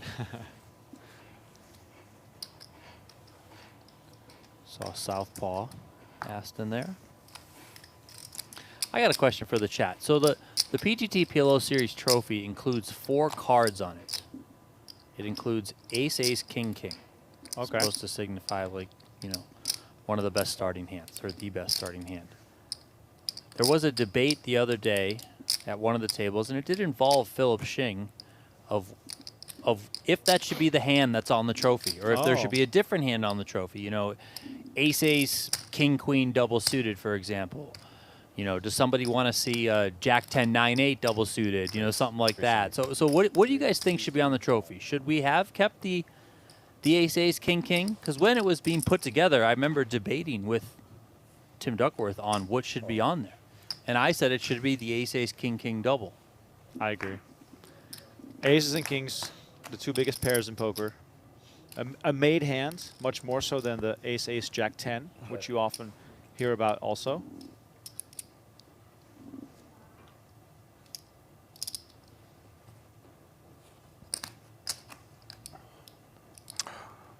Ace, King, Queen, Queen is up there as well. Kempton with a beautiful Queen 10, 9, 8 double suited. Druckman, however, 10 seconds. with the best of it here. Perhaps betting this for That's some 300,000. protection, weeding out some of the nonsense, and Kempton does not have enough to go with.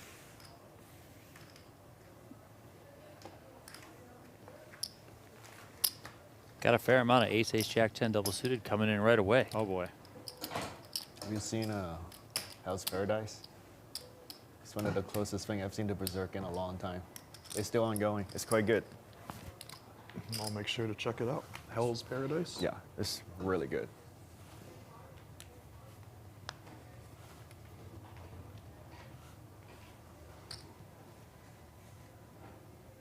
Hopefully we get a Crunchyroll sponsorship.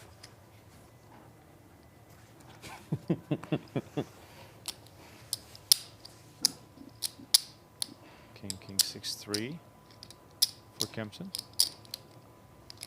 I'll break right. Players are getting ready to go on break. Pot. But Kempton is going to try and just win these blinds one more time.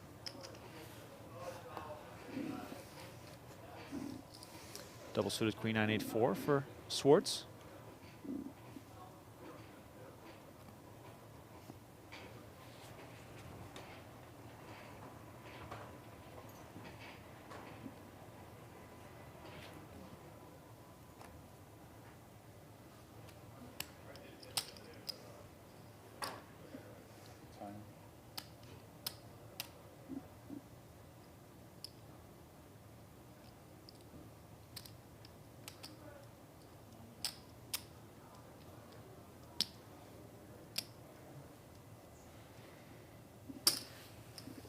Schwartz is going to make the call. So we've got heads-up action with only 2 players left at the table. This is also significant as we see ace, jack 7 and 2 spades, 1.1 million in the middle. Kempton's kings are outdone by the ace on the board. However, does have the advantage being the initial raiser.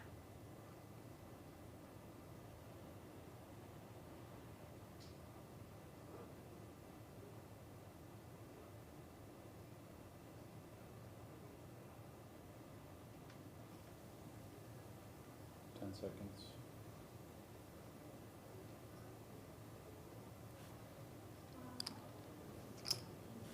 $325.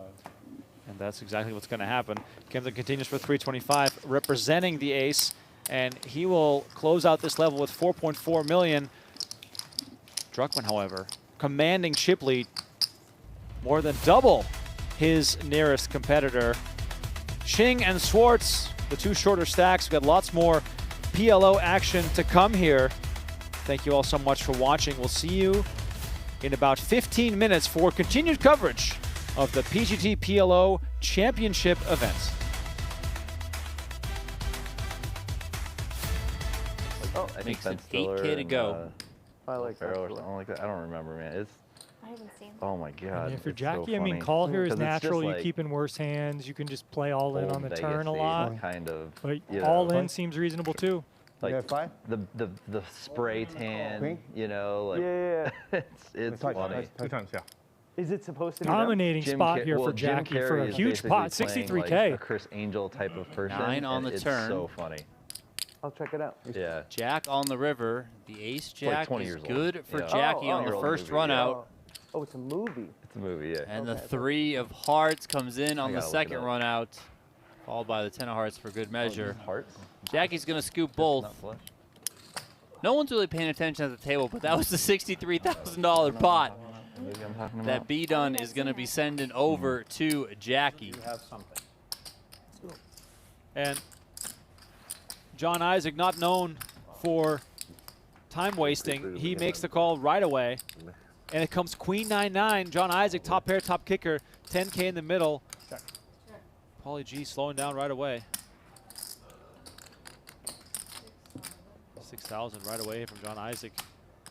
This is really gross with 2 jacks, no spade. Don't know what to say. And the problem too is that John Isaac's reputation now working in his favor. And an ace on the turn. Now, if the queen wasn't reason enough to be concerned, the ace definitely is. And there it is, the emotion from Paulie G, and rightly so. I mean, this is a 6K, gross. 7K? Yeah, we're playing a 4-bet pot. The board's queen 9-9 ace. We are against action John Wick. I don't have hands. But I've worked. he's been pretty cordial. He called a 4-bet. A queen beats me and an ace beats me. So let's listen to Paulie G. And kings. And kings also beat me. You just got to find enough bluffs. Is he really going to jam like 7s, 8s, Fuck me. 5, This is where you 6s? show me like this. I have the Jack jack of 10, you have jacks. So Could have jack 10 spades. Oh, okay. Oh, in 50 comments for the specifying is 50. It's fine. we Yeah, I got the point. Thank you. 63. I'm getting Here, I'll give it to him as a gift. How about that? Big pot. Getting a lot of pot odds here. okay, Hey, you know what? Fuck it. You deserve it. Okay, he says that. Oh, wow, makes the call, and Whatever you want. Oh, I'm just dead. Whatever you want. Twice is Once is fine. What, twice? He said twice. Go ahead. Twice, go. Okay, twice. and Paulo G in search of a jack. Needs to find it on more time. 2 tries to chop this up. And it's a king instead. And Nice hand. I'm going to pay you some of these. I have 7. This is. But yeah, I like that, Remco. Just have like lined with like 200,000. but like with duct tape, you know? Like, That's strong. Every time, even if it's 400. I was thinking like very tailored type thing. But yeah, anyway, here we go. Thank you. no, but like, Yeah, you know what I'm that's the picturing? I'll give it back. Like when he like needs to reload, the sound of the duct tape releasing. 1-1. That's strong. Makes sense. That's strong. I Oh, like that. oh, but I owe. Yeah, you I- owe. Oh, yeah, one more then, I guess. Oh no, I don't know, because we get discount. Okay. We don't pay the small blind if we buy it. In Hey, this game. Dr. Costa, Not just he's me. getting activated. You know, he's getting some hands now. He's No, getting but some it's- things yeah, going it's his so way. That's the way I When do it gets in the corner. Hey, we got 40K in front of us here for Dr. Costa. it's confusing. When it's here, I mean, you probably your hand's probably good enough to put in another bet. In the corner. 5K in the middle. And I ended watching it when after you said you guys text more than women. You're like, that's That old. was the last thing. You said there's old Baxter. Baxter, that's a good one too. Oh my God! Wow, 7,400 from Dr. Remco. Costa. The queen 3 goes Remco, all in The queen 3 is all in here. for 40 G's. And Costa is not a folder. I told you, he's not a folder. Yes. I'm going to teach you something I don't think that you know. Oh my God. Have you heard of the word yenta? He's like Yenta? Braxton Yenta. Dunaway. He's not a folder. It's a Yiddish word. It's like a Yiddish. Oh, the Yiddish is an casual old Jewish toss. language close One to chip in the German. middle. He's not too sure But, about it, but The Jews Twice. in it Eastern could Europe. not be any better right now. But I'll go twice. Yenta. So If you want to go and once, what it this means one. is Twice is No, please, like- twice. Twice? Okay. Yeah, Look, twice, he threw twice. the scarf on. This women, man is like, freezing. He is yeah, cold it's blooded. Oh He's my God. ready. And he's hoping for ace king. And Tiger gets the bad news. And it comes ace king jack. Or outs so for him. funny. My wife the is Spanish way to Filipino. Here's clubs. In Tagalog, they say it's. And Dr. Costa wins the first one. Chisme. Same thing, cheese mix or something. Oh, wow. Queen 3 is just. The eyebrows raised now for Dr. Costa, thinking to himself, how can I You lose can't this? even lose now. He needs a 9. 9. 7 on the turn. Is 3 good? And 8 on the river. Oh my Finally, God. he wins one. Finally. And that's a big one. We are now in the black. Can we play some song on stream? When I was 12 years old at the Florida Marlins playoff game. Oh boy. That they ended up winning, actually the World Series game. They ended up winning. My dad and I were there. But in the commotion of a home run ball flying near us, about 10 feet away, I lost my lucky chip, and that might have changed the trajectory of my life, Remco. You had a lucky chip at age 12? At 12, yes, I That did. is that you were gambling from an early age. But I'm pretty lucky now, so. make some And of look the at this shisha bar in hand. Las Hold on, Vegas. we got a couple flush draws, and we have Oaken with the ace of clubs. I don't know, like issue with restaurant businesses, just you're surrounded by not very competent people. I mean, unless you Dr. do some high-end Costa restaurant. debating how to it's very hard to proceed manage. with 9 high and a I know, I flush mean, it's draw. still making money, possibly, but... And I look, don't we're know, going to at have least beat me- done at least me squeezed to, in like, between smoking all while this I'm action on a drinking. paired board. We might if you just wanna be see the good jack boss, you deuce have of to bring clubs your stuff. fold, but gonna say, I yeah, know but B Dun's not really a folder. Just actually brought the worst of me. So I would ask it to Brian. He's the guy. But I'm he's just wondering debating. why they have no shisha bar in Las Vegas. I mean, they have it, but it's not good. And B-Dun grabbing chips here as Dr. Costa already put in 3,300. And I mean, what are those manila things that your 5th grade teacher used to carry your homework to in class? The envelopes? Folders. Oh. They're folders, Remco, and that's not what B-Dun is. He's not a manila folder. Wow. He's a 3-better. He's getting the money, and he don't care. He's got an overcard and a flush draw. And now if you're Dr. Costa, this is troublesome. But, I mean, these guys are action-defined. So I have no idea what's about to happen. Now here, you could fold 9-5 of clubs here because, one, your opponent either has a 10 or they have a better flush draw than you, I would imagine, right? Queen X of clubs, King X of clubs, Ace X of clubs. But I don't know. These guys play on another stratosphere. Oh, Dr. Costa with the jam. B-Dun snaps it off, and Dr. Costa could not be in worse shape here. Twice. B-Dun thinks he needs to hit. Go. But Jack High is way good here. 5 on the turn. Oh! Is Dr. Costa finally getting lucky? No, he's not. No, he is not. I'm a flush. How big? Not very big. I mean, well, decent. Oh, the 5 again. Mine's a 9 high. Mine's a jack. Oh, no. Oh, the flush goes again. No way. No way. That's so dirty. This is so stupid. And then club. That's crazy. That is a disaster. That is insane. Like No, you got me covered. You got me covered, right? Okay. Oh my God, 5 on the turn both times for Dr. Costa. Unlikely card. Borat and Justin have some pretty looking hands. And look, Justin, we could see a back-to-back. No, just the king 10 hits the monk. Okay. We will try. Send his ass back to Argentina.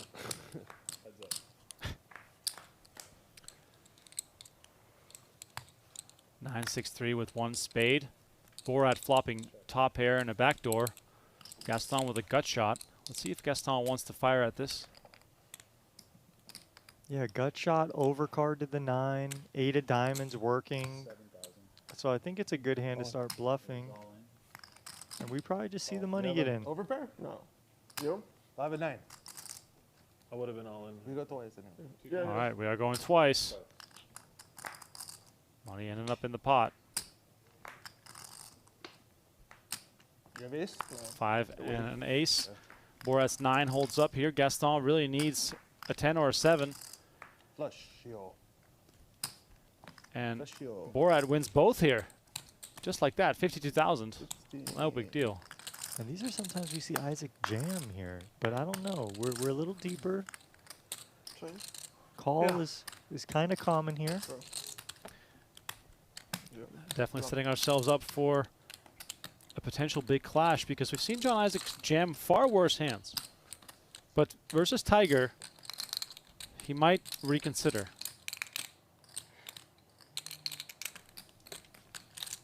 Does make the call. You mind this call? I like it. I like it a lot. We got enough left to play for. 14K in the middle. You're out of position. That's the one bad thing here, but you have a great hand. And now you still think you have a great hand. Right. Although we know ace queen and ace king are superior. Now, obviously, John Isaac knows that ace queen, ace king is definitely in Tiger's range, but also with the backdoor clubs, he's not going anywhere. And he's just going to raise it up to get the money in here. Which is okay. You know, sometimes you might want to raise ace queen or ace jack and just try to squeeze value out of worse aces, maybe kings, queens, but yeah, worse aces mostly. Look at this. Tiger just with the call. Now 34K in the middle. And are the alarm bells going off right now for John Isaac? Are kings and queens still in the hand? And look at that. John Isaac just comes with the shove. I mean, look, you can have better. You can get called by worse. That's all I got to say. You can get called by worse here. Tiger could have ace 8. Tiger could have ace 4 suited.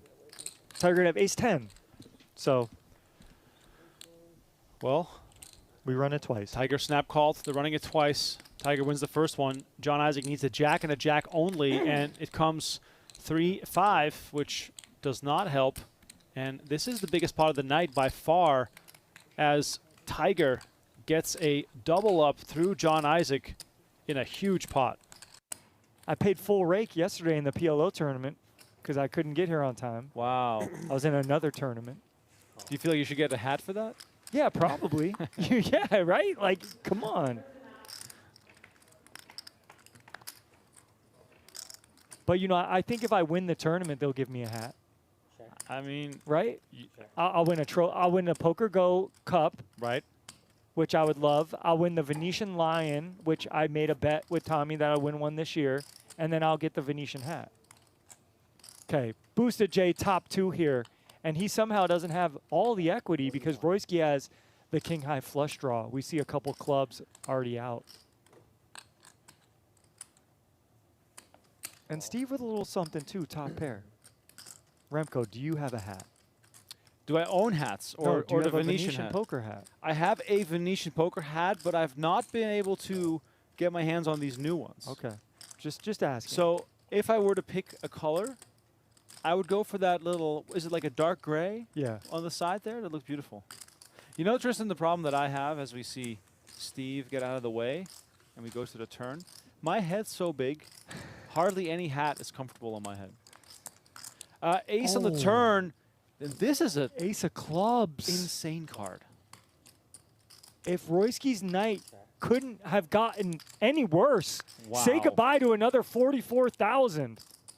This is unbelievable. The ace of clubs giving Justin Smith the boat.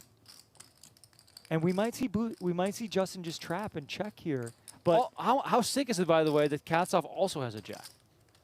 Like, there's not that many jacks in the deck here. I mean, we saw Steve fold the ace. That's even, you know, a consideration as well.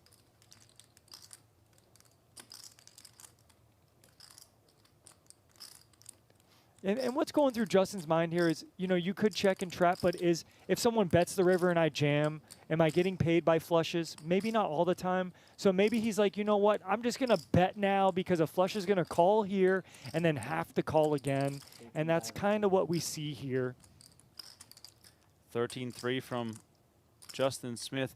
And Tristan, one of the things when you have a flush on this paired board is that you can give Justin Smith credit for a lot of different kinds of aces that are not full houses yet. Yeah, and worse flushes. Yeah. And here's the other interesting thing. Steve was the initial raiser, Justin called. So you could probably rule out some pocket jacks from Justin's range, some pocket aces potentially. There's only one combo of pocket aces left, right? The ace of spades, ace of diamonds would have to be in Justin's hand. So yes, to your point, Royski can be calling here and have Justin dead if Justin just has queen high clubs. And here we go. Royski all in for 43,000. The snap call will follow. 106,000 in the middle, and Royski is drawing dead. Once. Drawing stone dead. Visible and audible frustration, understandably so for Royski. What a disaster session for him as Justin Smith wins one of the biggest pots of the night in an insane cooler. Post that. Ay, ay, ay. And thank you. Welcome. Hand pot, hand flop. Last one. I used that one earlier, Jelly Bean. London. Hats off to cats off. Yes. Now 500. If anyone could come up with some other Justin, you the 500. witty puns, please. Oh, I put it. Sorry, my bad. Yes, sir.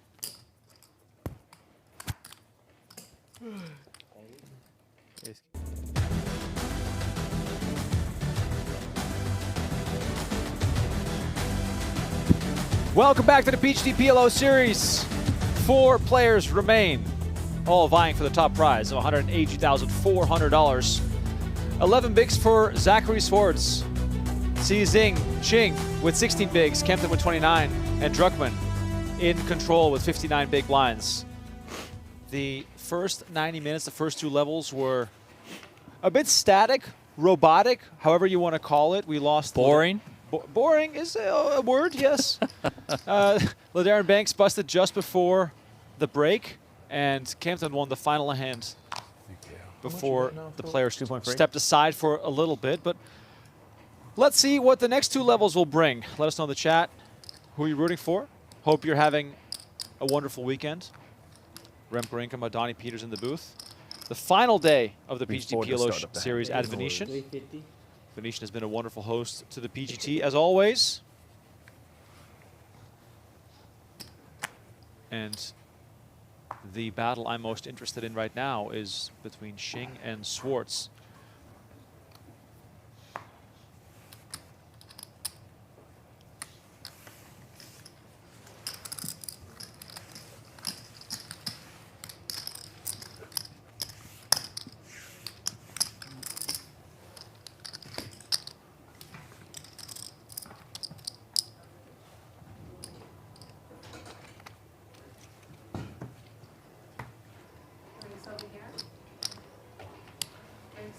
Can I get a hot chocolate? Whipped cream? No. No whipped cream? Live a little. He snapped off the no. That's unbelievable. Who orders hot chocolate? Who doesn't get whipped cream when you do order a hot chocolate?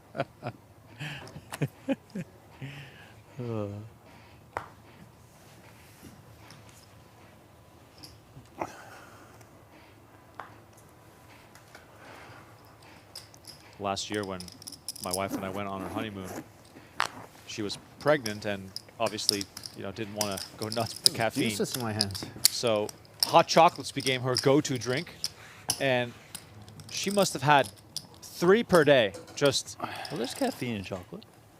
Yeah, but it's negligible compared to coffee. But she became a hot chocolate expert with whipped cream.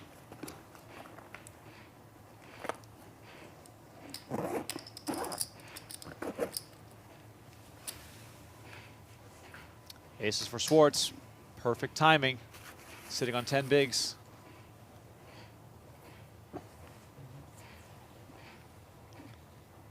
I just got a video. Oh, boy. From the floor from our friend Tim Duckworth. Oh, boy. Guess who is here in the poker room? Just in the poker room? Just like playing, or? I don't know. If, in this video, they are not playing. They're sitting at an empty table over by where this room is. Okay, I'm going to figure this out. Schwartz made it 525, pot size raise, nothing there for Druckman. All right. The way you said it makes me think that obviously it's someone who feels out of place. The other thought I have is for sure out of place for the moment. Yeah, for the moment. I'm going to go with an old school player. Is that a correct assumption? No, not really. Oh, okay. Oh, interesting. I mean, I guess you could maybe make an argument that they are old school, but nah. Well, interesting. Wow. This is you got to give me. Well, the chat can also guess. Can you give me a hint? One hint is that they have played on Venetian Poker Live. Wow. That narrows the field.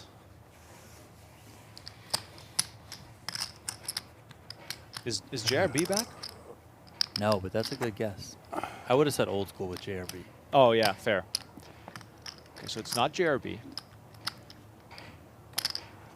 Played on Venetian Poker Live. Call. Okay.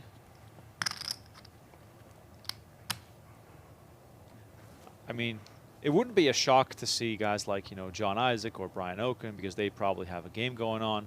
I don't think Julian Martini or Roy would elicit that kind of response from you, being surprised, as we see Schwartz now make it 450 after Druckman limped in. Schwartz doing exactly what he has to do right now. Charlie in the chat says grinder. Say, good guess. But I would say grinder is 1, old school, and 2, wouldn't be surprising because he is a Venetian ambassador. Yeah, not surprising. Right.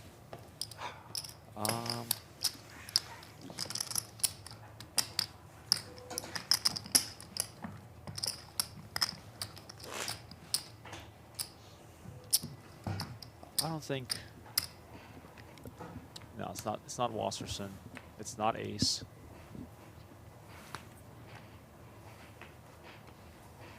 It's not Tiger.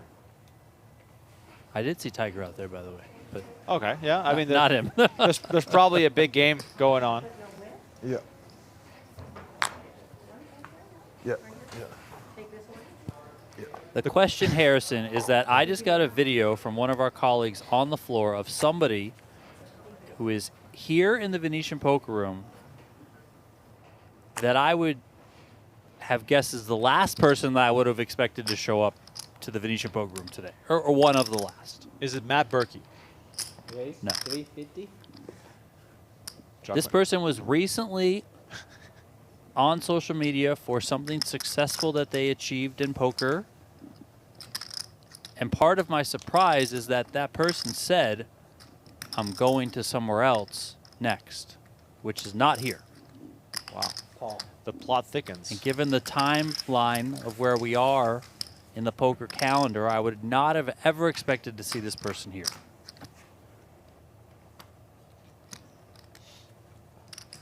Nick Schulman is guest. No. Hiring. No. Keating. No. Helmuth? No. Old school also. As far as I'm concerned, this person, like, I could have said Helmuth. It's like this. I think it's going to garner the same reaction. Okay. Just out of the sheer randomness of it. King 10 deuce, 2 hearts. Kings and deuces for Druckman here. I do like how you got the chat going, Donnie. This is great. That's right. I'm so far stumped, but I'm still thinking.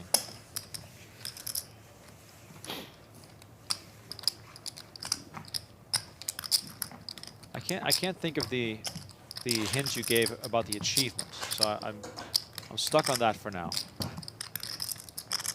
Person has almost $20 million in live tournament earnings.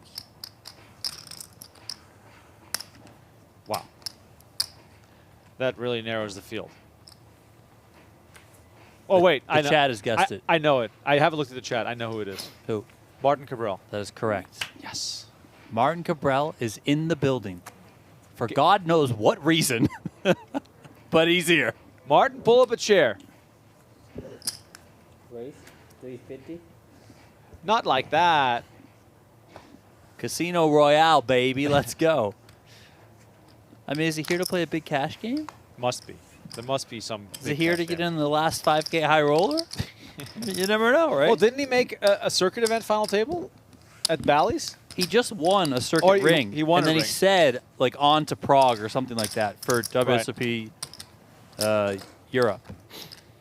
So that's why I would have expected him to never, ever be here. But he's here. That's excellent. Empty.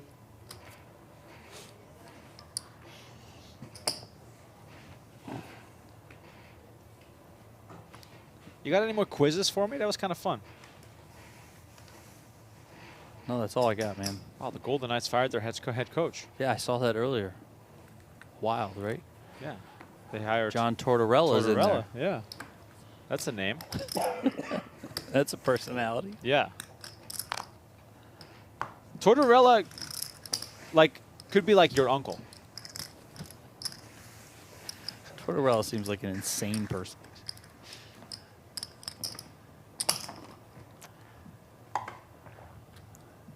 Druckman looking like he's about to be the first person to hit 10 million here. Just cruising along.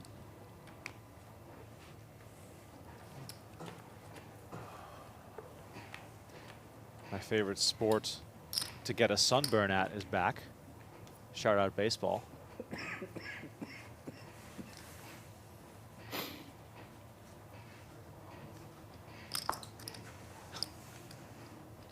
Baseball is like my top sport where I don't watch a single game until the playoffs, and then it's like super exciting. Jack 10, 7-5, also, you know, a little bit exciting, at least double suited. But are the players in the blinds too short? Excuse me, he's only dealing with Schwartz. Yeah, only dealing with Schwartz here. Probably just come with a limp. Be able to play this post and apply the pressure there.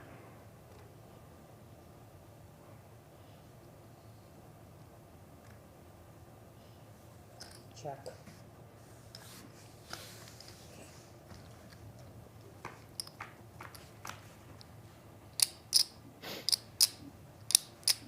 Queen Okay. 10-4. This is going to spark some intrigue. We got queens and fours for Schwartz. We've got Jack 10 with spades for Druckman. Check. And given how Schwartz has approached some of these situations, blind versus blind against Druckman, I imagine he just pots this right here, tries to get the money in. You know, he is on the shorter side.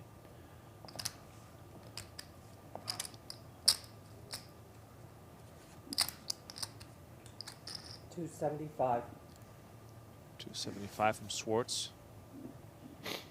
And for Druckman having backdoor diamonds as well, He's going to perhaps bank on some fold equity along with the fact that he has a pair and a draw. This seems like a check raise spot to me. I think the money does get in here. 10 seconds.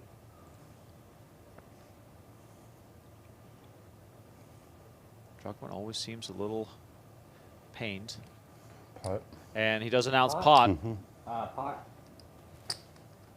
Back on Schwartz. 1.275. That's almost all of it. Schwartz with a little extra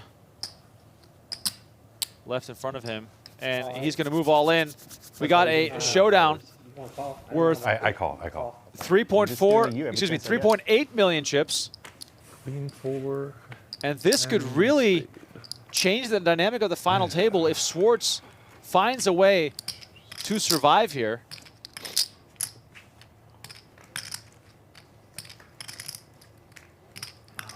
Druckman with spades and 2 10s as outs. Diamond on the turn could almost double his outs. Let's see what the turn brings. Turn is the 9 of clubs. Okay. That is a card. 15 outs now for Druckman. Schwartz, 62% to double up and to be right back in this thing. River card is the 6 of spades. Good game, and that will do it. Good games exchanged. And Zachary Schwartz busting out in 4th place.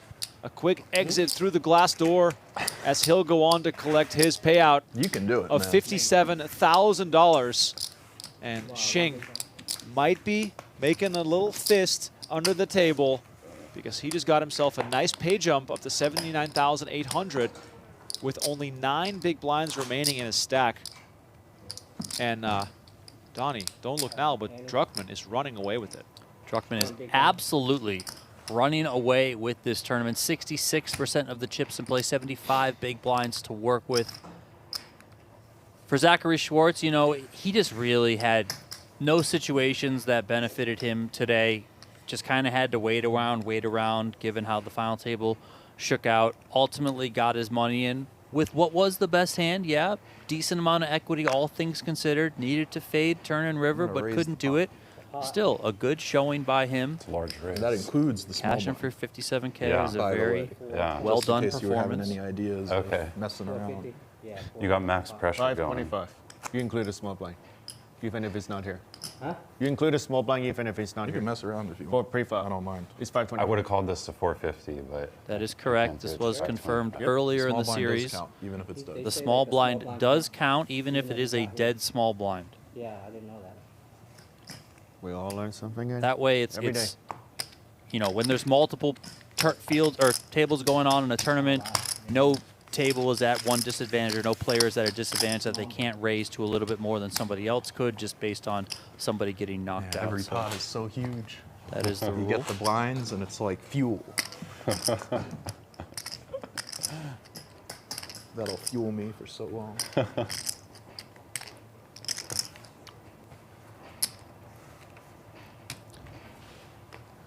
I might have thought that would have been an interesting spot for Druckman to just 3-bet.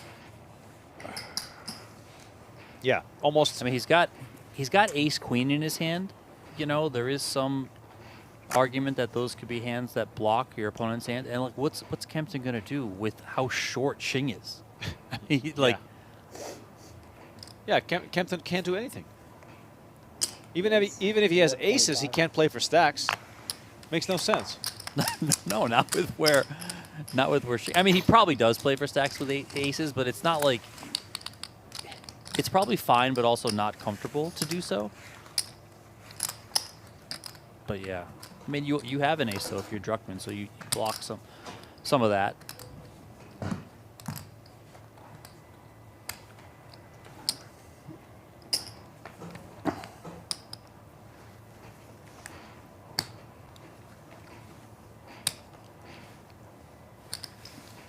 And Shing is just completely free rolling here. No pressure on him. He's in the final 3, facing 2 large stacks. He's got 6 big blinds. And again, to 2 hands prior, this is a spot where Kempton can do nothing.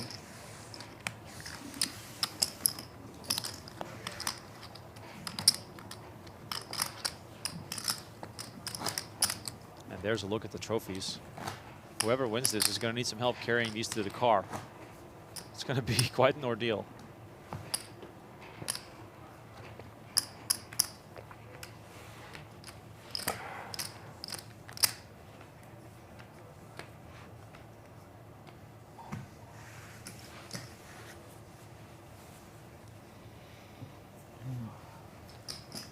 Ace 5-5-4 with spades for Kempton, and you know, at this stage you have to assume that Shing's all in, so the hand you have needs to be worthy of those 6 big blinds.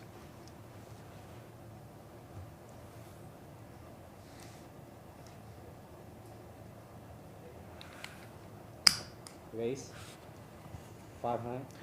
Discount this time. Just for you. Thank you. Man, you're not gonna do shit. Get out of here. Oh shit. Druckman.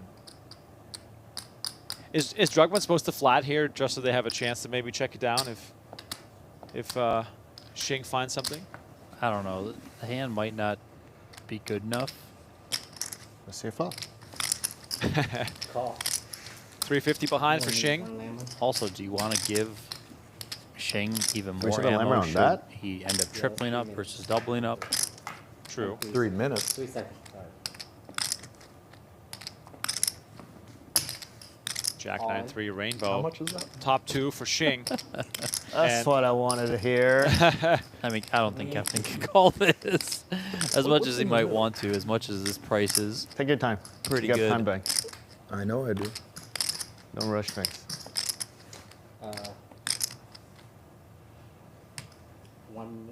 1, 2. 25. I'm sure I have outs. He's got back doors. And the 5 actually is a direct out here. All in and a call. All right, so Shing looking for life. And Druckman wouldn't mind if Shing doubles up. Then he's got 2 smaller stacks to push around. 1.9 million in the middle. Can Shing hold up here? He's got 84% equity. Great spot for him. Let's see the turn card. It's the 10 of clubs. And now a 5 and a 5 only will send Shing to the rail. It's the 3 of diamonds, and Shing will double up. And the dynamic is changing a bit here.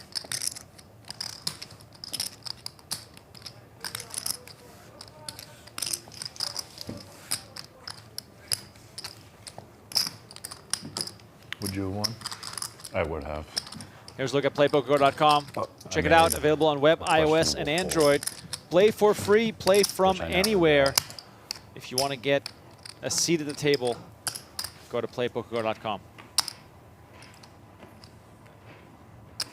Another free roll in 12 minutes. I might as well hop in. Bombed out of the last one, so, you know. Yeah, I didn't hear from you, so I assumed. I mean, I got it in good against 2 people and just got sucked out on. What do you want me to do, man? 12 minutes, free roll. Playpokergo.com. Let's go. Come try and bust me. Call.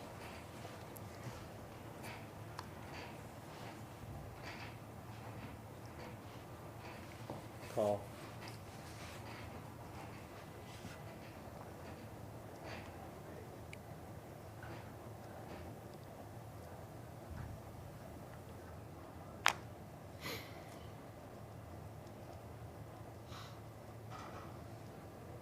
Pot. Pot. Kempton with double suited aces. 600. Oh, 600? 600. Druckman opened the action by limping. Shing called into small blinds. I did Kempton not expect that to get through. Yeah. picks up a nice one pre-flop.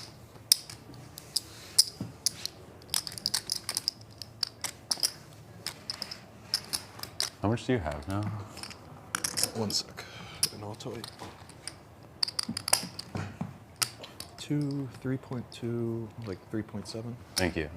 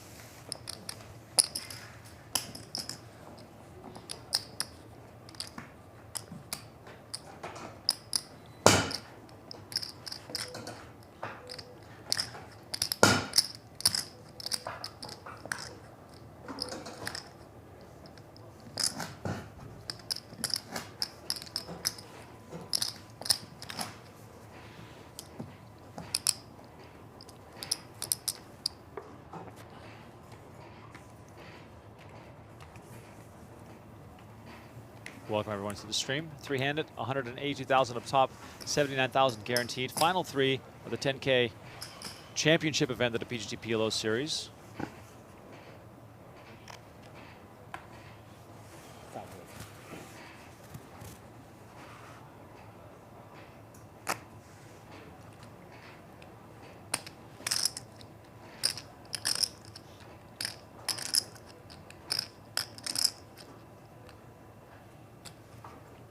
Druckman not wanting to build an unnecessarily big pot. Check.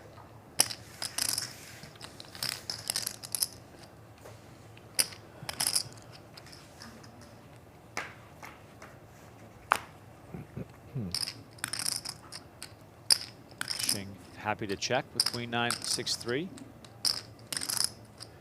A7 deuce rolls off. Shing with the good flush draw.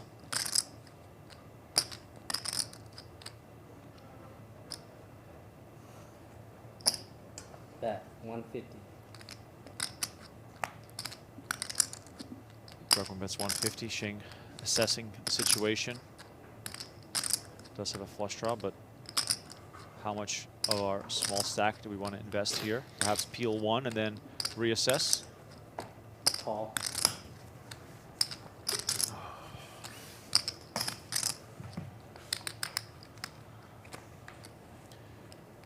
Six of diamonds on the turn. Now pairing up. But will Druckman even fire again is the question. Calling the flop is going to earn you some free river cards sometimes. Yeah, I would agree there. 10 seconds.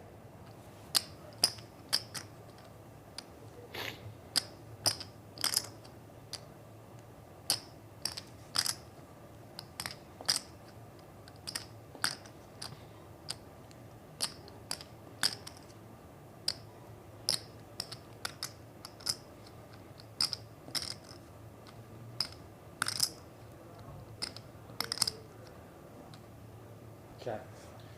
And there it is, the check from Druckman, giving Shing a chance to check also, but I mean, it's too risky to try and take it away here, right? I think so. And Shing has been, you know, quite patient, just willing to be patient with everything. Somehow the nines hold up though, and if Shing doesn't bet here, he's going to be down again to 1.3 million.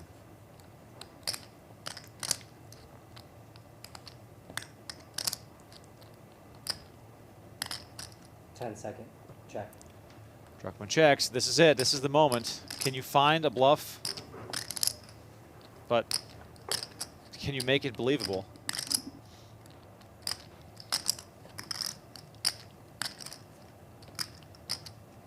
I mean, I think just given how Shing has played, a bluff would be believable. 10 seconds. Now, I mean, once he goes into that posture, I don't think it's going to be very believable at all.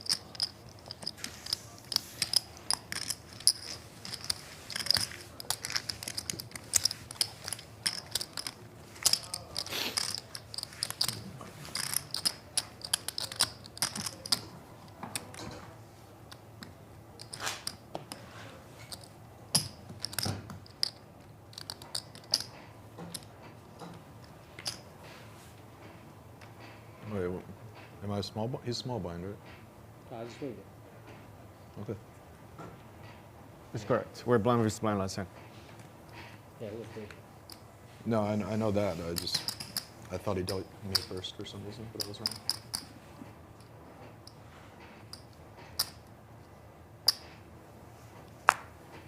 Ace, queen, jack, 6 double suited for Druckman. He's on 12 million, by the way. Just cruising. Think he can just raise this hand? Raise 425. Double suited ace, Okay, queen. this could be it for Shing. Yep, and both have ace, queen. And There it is. All in. he's going to move all in. Two very similar Yeah. hands. It's like 1.3, 1.4. Chances of a chop are out there. 1.325. All in and a call. More or less hearts and diamonds versus clubs. And then it's 10-3 versus Jack-6. So there are some options here, but I folded both of your side cards. It's not 6 ideal. and 3. Or danglers. Yeah, both your danglers. Sounds like a 10. But I also folded all spades, so flush possibility. All right, here we go. Oh. Jack 9-5, 2 spades. Open-ended here for Shing. But the Jack is a thorn in his side, as that pair is currently in the lead. 10 of diamonds on the turn. Did not win a 10. Shing finds about the worst card possible. Only 3 cards in the deck. 10 of spades, 10 of hearts, 3 of clubs can save him, or else he'll get third. And it's the 3 of diamonds on the river. The wrong 3 as Druckman makes a flush. Again. Philip Shing eliminated in third place, taking home $79,800. And the funds here. And we are heads up between Druckman and Kempton. He was. The 2 players who have dominated this event for the past day or so will take a short break of about 6 minutes to get set up for heads up play, get the trophies ready and all that stuff. So we'll see you again in about 6 minutes for heads up play with $182,000 up top for the winner and $114 for second place. Here to talk about our May cash game promotion, the $200 high hand giveaway. Join us every day in May from 10 a.m. to 2 a.m. daily as we award a $200 cash prize every 30-minute qualifying period to the high hand in the room. That's right, $200 every 30 minutes from 10 a.m. to 2 a.m. daily. Join us all month long in May for our high hand cash game giveaway promotion. We can't wait to see you soon. Suited? Gets done. That was a straddle or raise? He started and I raised. You raised. Straddle. What are some other cats off puns, Remco? You got any? Wow. 15? Not right now, but it'll come to me in the moment. Trust me. Okay, yeah, you are a moment kind of guy. You're a reaction kind of guy. I Like, need the pressure. Yeah. We have a lot of action right here. Look at this. How much? Carl down to 4,300, and instead of reloading, he's going to try and spin it up, channeling his inner Tristan Wade. Hey, it works. Let's go, Carl. Little do we know we got Gaston in the straddle here with a premium 8s. Royski lurking in the back. The big slick suited. 42, you said? Yep.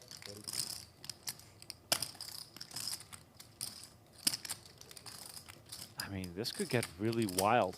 Raise. But Royski is, of course, going to charge a little premium here. And then all in quick all in. Wow. Oh, my God. 18K in the main, but 75,000 in the side pot. Oh, my God. Oh, my God, what a flop. 10-9-4 with hearts. 9 pairs. Wow. Too many outs? Too many outs, Remco. Oh. Gaston. Royski can't believe it. Wow. It's always 8. That's always the one. He's holed up after that run out, and Royski is shaking his head. Desperation and now. 8 on the flop and more hearts. That would have been 6. Heart needed now for Royski. Queen comes home. Is there a heart out there? It is not. And Gaston wins both. Wow. Wow, flush on both. That's so crazy. It's all going to the guy with the 8. Ay, ay, ay, ay, ay. Gaston, 143,000 in front of him now. This is why people go all in with 8. There's nothing Royski can do. Like, Tristan explains to the people, every single pot he's played tonight, it played itself. So I probably prefer just seeing John Isaac 4-bet that pre if he ever finds himself in that situation again. Yeah. But whatever. I think he played a good post-flop too. So, you know, It's the last one. it's just there's a big advantage to denying people the opportunity to see if their hand is good or not, seeing flop turns and rivers. Okay, we do see Julian with top pair. We see Gal with a straight flush draw. We also see Tiger with a worse top pair. Let's see what Gal does. We just ships it. All right, here we go. The 10 of spades could give him the straight flush. That's what we'd all love to see, of course. The small chips don't play. And if you're Julian, this is kind of tough because you're in between two players and you don't have a lot of backup here with the Jack-10 of diamonds. So we might see Julian leave the pot with the best hand and open the door for Tiger to gamble here with top pair. But no, Julian going nowhere. He says, oh, wait, I have a pretty good hand here. I'm in. Okay. Julian with Jack-10 is a contender here. And now Tiger wondering to himself, wait, am I the odd man out here? Yeah, now everything I was saying the other way, Tiger could maybe just be like, you know what? I don't know if my hand's any good here. So you could just see Tiger fold this. But maybe he says, look, the pot odds are here. I'm in position. I still have top pair. I could hit a 5. I could make a straight with a 6 and a 7. So I don't know, Remco. I have no idea. But this is pretty... this is a lot of action if you're here with Jack 5. Like, unless you're one of the, Jackson 5, and you can see the future. Oh my God! We do see a call. The 5 of spades might tempt him. Backdoor straight and flush draws. 41,000 in the middle. Action on the side between Tiger and Julian with Gal all in. I will kill you soon. This is a huge one. And I mean, there's really no way to navigate a side pot here between these guys. And then 5 comes right in. 5 on the turn. Tiger with the foresight. And this is a spot that would, oh my God, wait, Julian's going to bet this into a dry side pot?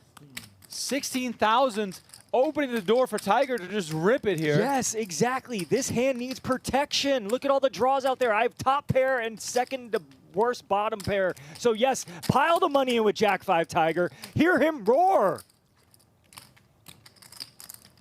This card is so interesting. This card got me fired up. I can tell. How is Julian going to react, though? I mean, you and I are just assuming he's going to jam. We have no idea, but I just feel like the kind of situation where jamming will happen more often than not. I mean, look, don't get me wrong. Julian just cold called. Julian can have Jack 8, pocket 8s, pocket 4s. Julian can have traps here. But when you get to this turn card, I think you just got to put it in. Oh, makes the call. call. He just calls. Okay. Hoping that Julian perhaps keeps betting a worse Jack. Yep, maybe he just thinks he's on a flush draw or something. Oh my God, Jack Remco. on the river. The last Jack in the deck. And Gal misses. Cannot forget about him.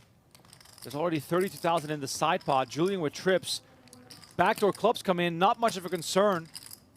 Is he going to just put Tiger all in here? Oh my God. Decides to check. And Tiger now, 29,000 left. There's 73,000 in the middle. Welcome back to the PGT PLO Series. We're down to just 2 players battling it out for the title and the top prize of $182,400. Jeremy Druckman and Isaac Kempton, who were involved in the most epic hand of the tournament last night, are now involved in a showdown for the title of a PGT PLO Championship winner. Trophies are on display. Players are getting ready. Kempton on 3.3 million. Druckman, a huge lead, 13.7 million.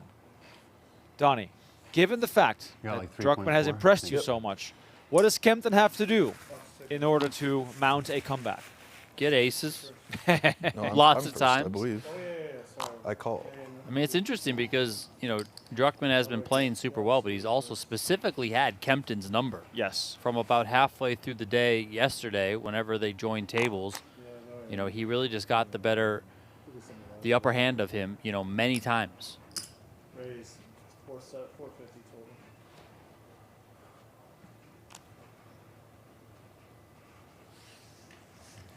total. $450 from Druckman with ace, queen, jack, 4 double suited. Kempton makes the call, and Kempton does not have much. Over with quick. Kempton trying to get it over with quick, which would mean, if it goes in his favor, that he doubles up like 3 times. King 10-3 with clubs.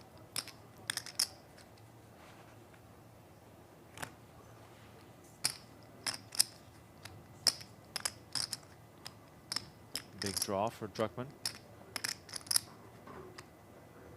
Check. Nothing exciting for Kempton.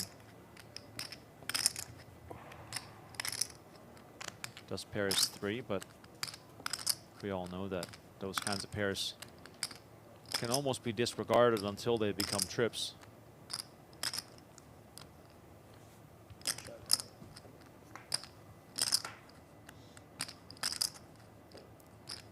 Nine of clubs on the turn. Straight now for Druckman. No clubs for Kempton.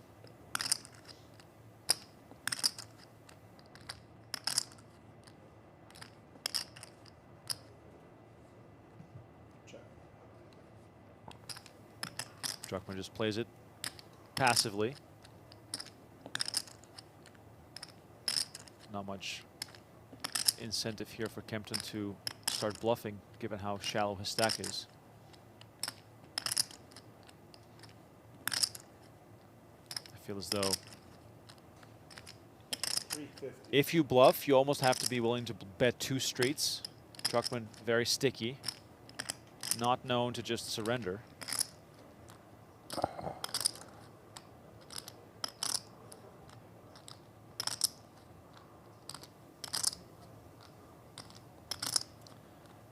Obviously, there is a presence of a flush here. Of course, that said, a straight in heads-up play I think is too good to possibly get away from. Yeah, Druckman is just going to make the call, and the pot swells as we head to the river. 1.7 million now up for grabs, and the 3 pairs. That's the aforementioned trips that I was talking about.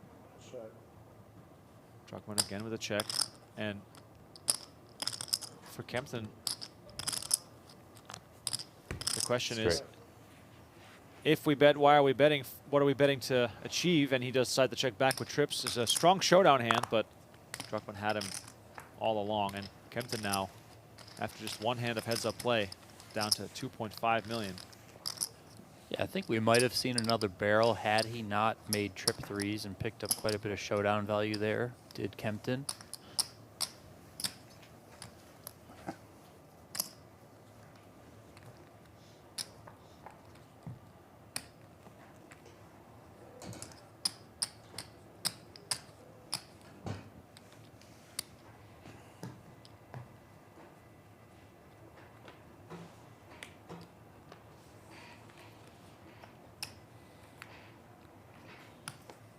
Once again, thanks everyone for watching.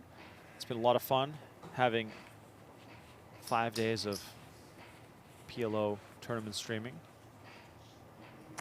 And high-level PLO tournament streaming. You know, if any of the viewers out there, and I would put myself in this bucket too, you know, want to learn a bit about PLO, you can certainly watch back all of the hours of streaming that we did back from the $3,300 main event here at Venetian to here in the 10K PLO Championship. There's been a lot of really, really high-level play when it comes to tournament PLO, how to approach it, starting hand selection.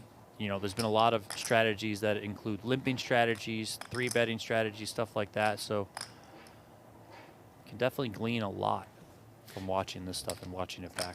Yeah, and I was saying it to you after the show yesterday that I really feel as though I've learned a lot from just watching and, you know, trying to predict and anticipate what the right move can be. And I'll never claim to be a very strong player. I'm here, you know, to call it how I see it. You are much more well-versed in strategy, but it is definitely interesting when you're locked in on a live stream that has a good structure, how much you can really pick up from the way these people play.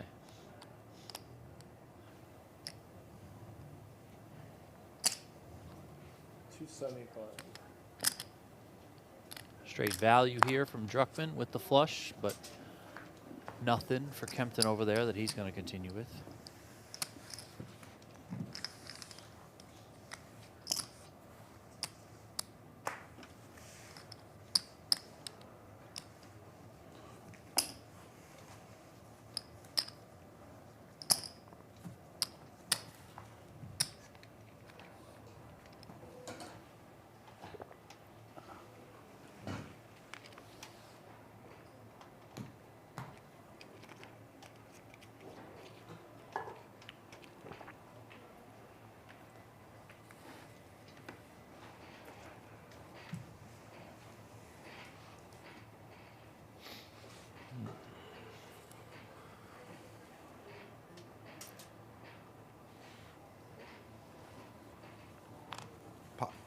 ever since that call Druckman made versus Kempton, he's just been flawless. It gives you this sense of like, will he ever lose again? Like he's got it figured out. Like ever in life? Yeah, like he's gonna just enter the next tournament and just keep on winning. Sure.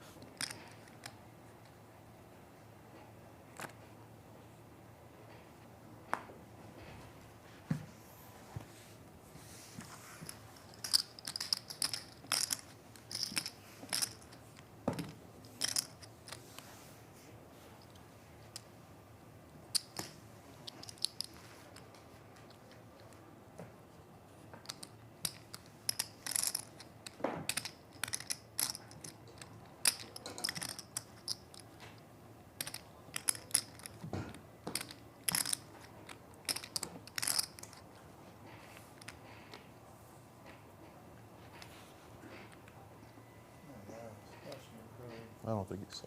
I didn't see.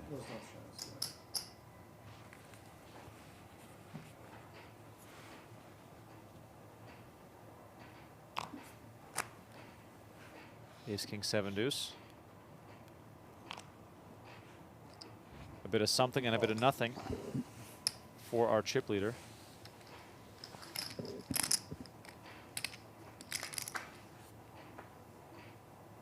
Check. Zulk in the chat says, whatever hand he wins with should be on the next trophy. Well, that'll be awkward for whoever wins the next trophy. Was it on the EPT, Donnie, where they had the glass trophy with a slit at the top where you could put the actual winning cards in the trophy? I don't know. Or was it might have been the might have been the Unibet Open. There was some tournament that did that. I thought it was a pretty smart idea. Check.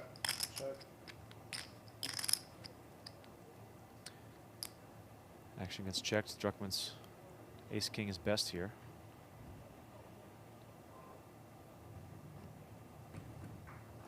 Yeah, I found it.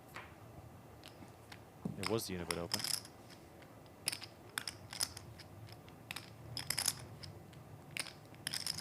Check.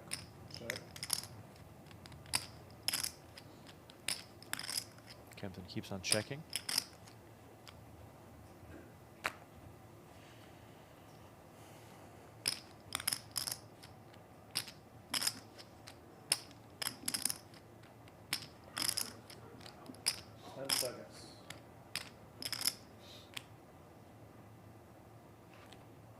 Pair of tens. I got it. Ace king.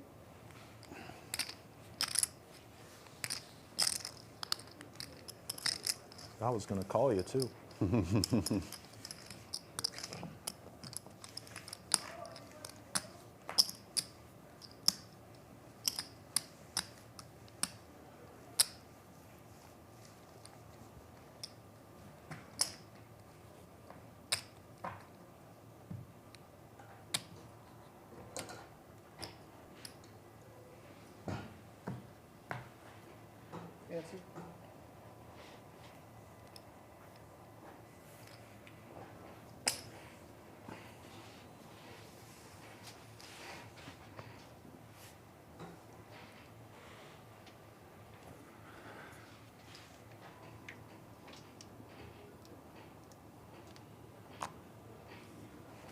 'Call. Kempton just has to hit a few hands now because even the smaller pots are not going his way. Druckman just continues to make hands. And definitely hamstrung by the chip deficit here, Kempton.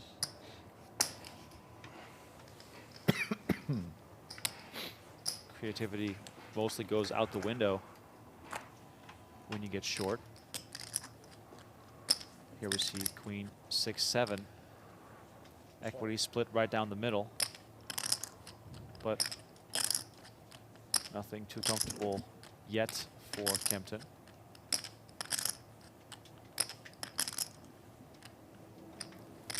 And having just those two small stacks of orange, Donnie, that's got to be a sort of a mental blow as well. Like, especially when you're looking at this on the other side of the table. It's like you're, you know, naked in the middle of the high school cafeteria. You're so exposed.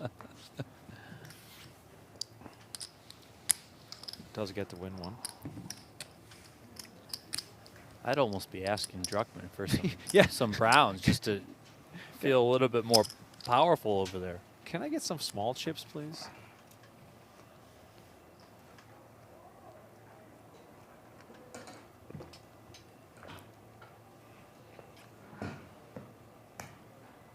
Donnie, we have something big going on this week. I need you to let the audience know while we have them that there's plenty of reason to call in sick from work. Yeah, or you know, just work the first half of the day. Right. Don't work the second half of the day, or you know, call it early at lunchtime. But high stakes poker, baby. Yes. Live, boys and girls, live. 4 days of high stakes poker live coming your way on PokerGo. It will also be on the PokerGo YouTube channel. I'm told they're playing 500, 1,000 are the limits. I can't. It's still unbelievable to me, really.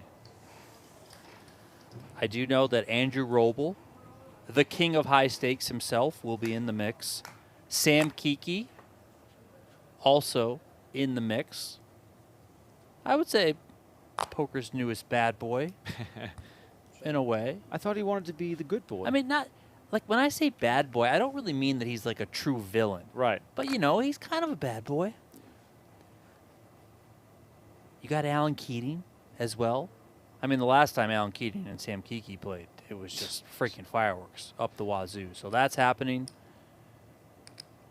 I think we're going to get Eric Wasserson. I know plenty of people who are familiar with the Venetian streams know about Was, how much fun he is. His VPIP is generally through the freaking roof. So that'll be a blast. At least scheduled right now. El Jefe himself, Kerry Katz. Okay. Okay. Well, he played recently on High Stakes Poker. Now he's back. He's got the cash game bug. I guess so. Man. And these are not short streams either. There could be a lot of blood spill. Yeah, the plan is to stream from approximately 3 p.m. Pacific time, so that's 6 on the East Coast, until 11 p.m. here in Vegas. So wow, that's a ton of streaming. 8 hours of streaming each day for 4 days. That's pretty wild. I personally feel like, and because this is live and it's coming up, it has not been shot yet. This isn't like something where we taped it already. It's a season of high stakes poker that's going to drop. I can say what I'm about to say. I think records are going to be broken. Oh yeah. Yep, definitely. Definitely. I really think so. Like, these guys are just nuts. They really are.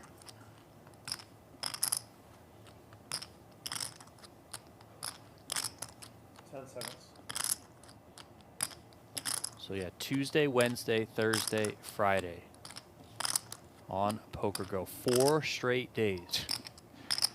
That's unbelievable. Stanley Tang's also going to be in the mix. Founder of DoorDash, he's out there. Darren Feinstein, he's always down to play some massive pots. Justin Gavry's on the list. Is Arya ready with some nice bottles of red? Of course they are. Of course they are. And I even think, I think these guys tend to bring their own. That's, you know, it's one of those things where even if Arya doesn't prefer it. We got action here. Sorry to interrupt you here, Donnie, but Kempton decides to go for it, and he has the best hand. I mean, a fairly tame pot up until this point on the river. Raise from Druckman and a call. Check, bet 350, call, check on the turn. And now Kempton just going for it here on the end. Now he does have the best hand. 2 pair. 10 seconds. Now you heard Druckman say yesterday when he was facing the pot size bet on the end from Kempton, as we do see him fold there. But yesterday you did hear him say in that long tank, that was like an 8 or 9 minute tank, being like you could be bluffing with the best hand. Yep. All right, let's do these 3. Very nice. All right, so we're going to draw these 2 for me, please. Yep. We're going to play 2 more hands and the level. And to be clear, we're going to be at 30-minute levels starting at level 24. 2 more hands and level 24. Okay. Thank you. 2 more hands and then level. All right, 2 more hands, and then going forward, 30-minute level since we are down to heads-up play. But the blinds are already enormous. We're about to go to the 100K, 200K level. Isaac Kempton will start feeling the heat. So we are gearing up for a massive week after wrapping up a massive week. It's like the action never stops. And then the week after high stakes poker is when the US Poker Open is on the calendar. A double suited kings here for Kempton, and distracted. he raises pot. Sorry, keep me going. You got to be locked in, man. You can't be all willy-nilly eating salad. 3 queens for Druckman. Trips.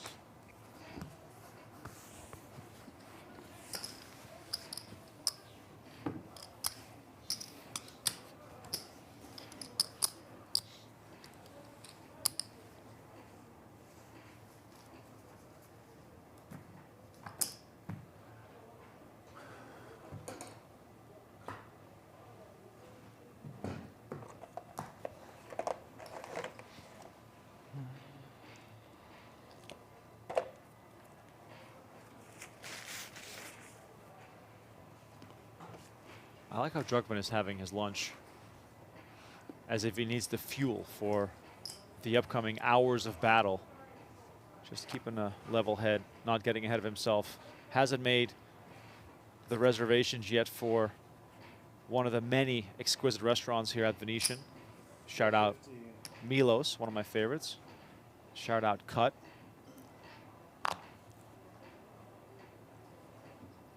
So many phenomenal restaurants on property. If you come on down, you might as well make it an all-day and all-night affair.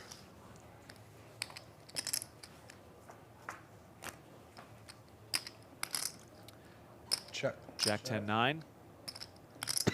Druckman raised pre and Kempton called. Druckman continues to just casually flop monsters and decides to check back here, giving Kempton a sliver of hope potentially. But the board pairs jacks, and the only thing now that could save Kempton at showdown will be a chop. Check.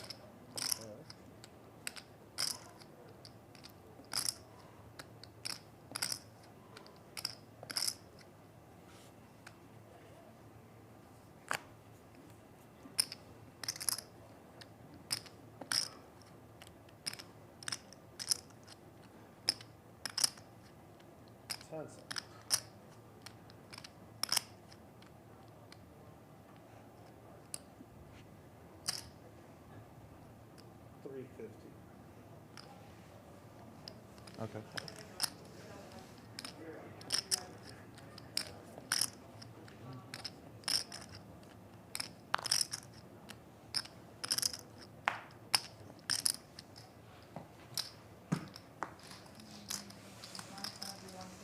That's right. Yeah, blinds are up, Sean. All right. Good luck, guys. Bad news for Thank you. Kempton. The blinds are up. Poker players, we have partnered with Signature Dining Restaurants to make ordering fast and easy online. That's right, you can order for our Poker Room signature menu and have the food delivered tableside while you play. And if you want nomakai or sushi samba, you can order through our QR code and have the food delivered right to the Poker Room at our Poker Room welcome desk. Never miss a meal while you play inside the Venetian Poker Room.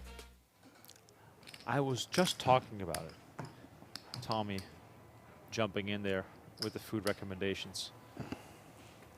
Just so many options. Love it. Absolutely love it.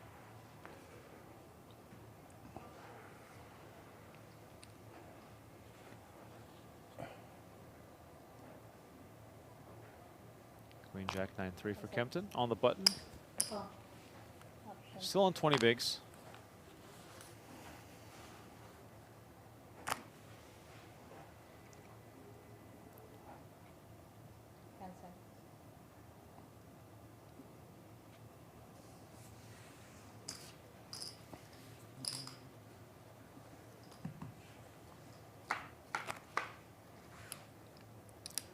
King 7-3, 2 hearts. Check. Druckman checks to Kempton.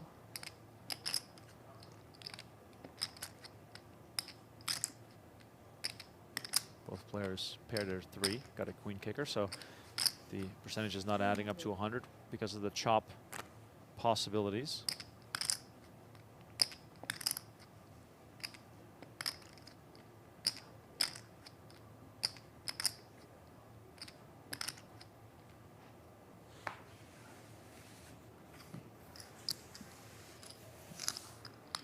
And Kempton gets to win one to keep his stack alive, and it's more or less a matter of finding a spot to double and then to sort of restart, reframe. Because, you know, Kempton is, you know, not out of it by any stretch. It all starts with that one double up.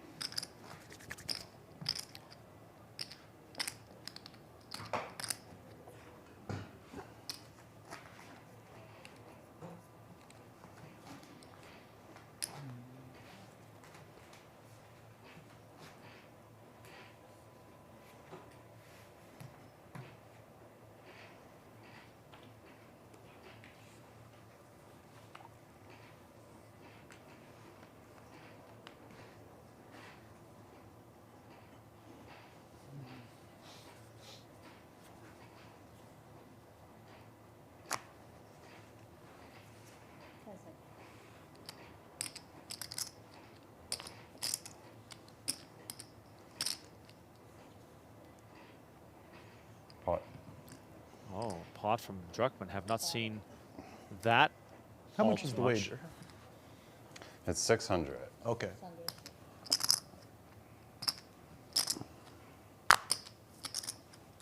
I want to re-raise. Oh. I want to re-raise the size of the pot. All right, it's 600, 180, 1.8. Okay, okay. We haven't seen Druckman's cards yet, but Kempton is. You got anything? Yeah. You're not priced in. Okay, here? Yeah. 10 seconds. I'm going to show them what I have. Oh, no gamble, no future. Okay, okay. Wow. Donnie. It's 1.8. Verbal is binding. Yeah, 1.8. With all What kind due of board you respect looking to the for? You man, playing the numbers? because we've been big Playing the fans. pictures? But if I'm you not say no gamble, no entirely sure future, what I I want need you to yet. go all in. You can't just be That's not a calling good and then sign. possibly Maybe a bit of folding everything. flops. That's not a Okay. good sign. What are you looking for? Pictures, I assume. I'm looking for the top card. The top card? You know that one? Yeah. Lots of lying going on here. How about this And flop? That's He not too bad, flops a boat. I'll take one of those any day. And he's got the 10 with it also? Come on. I mean, having much the is in 10 there? stinks because then Yeah. you block your opponent from having the 10. More than what your chips. Thank you. Thanks for that clarification. Pure theater here with Isaac Kempton. His hand is too strong. Yeah, just check.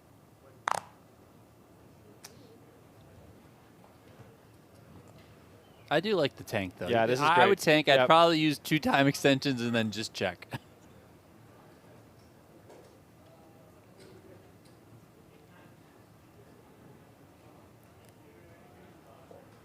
It's a good bit of theater here from Kempton. I love how Druckman has less than 1% because runner, straight I'm flush. all in. Is oh, he's going to move all in.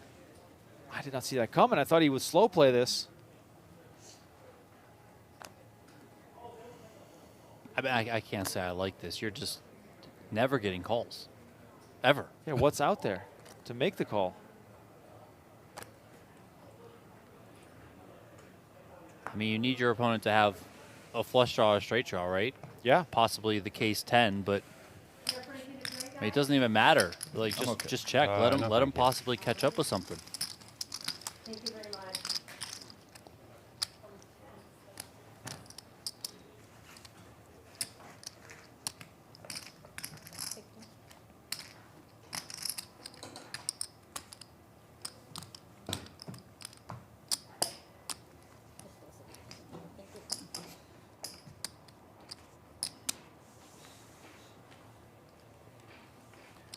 All right, so Kempton now on a new high point during this heads-up battle, 5.2 million, and doubling up right now will be a real problem. You know, that would swing things in his favor immediately. This is no longer a case of Druckman having one sort of freebie almost.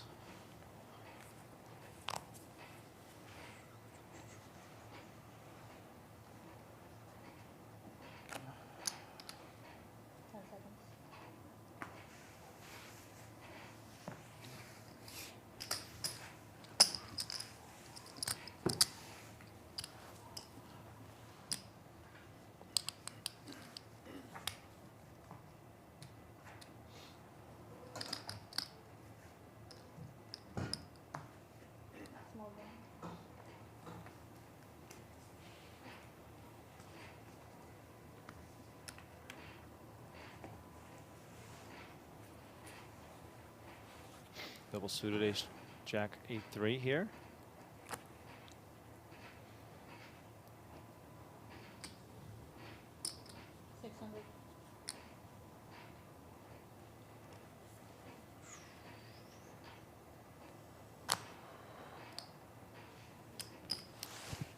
The Venetian chat is also lighting up. Why would he not check that? We're all wondering that here too, as we see 3, 4, 7.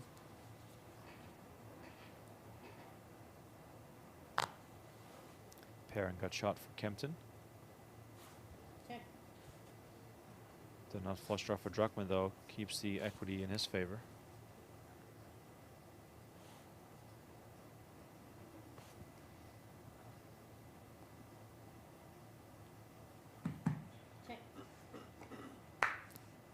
Eight of spades on the turn. 8s and 3s now for Druckman.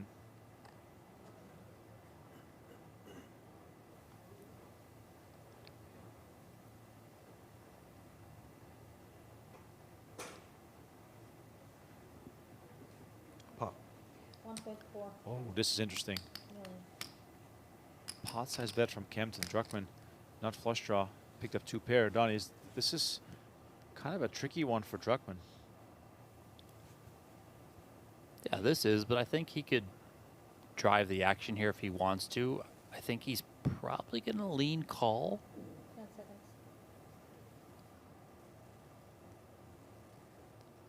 Definitely not folding your hand.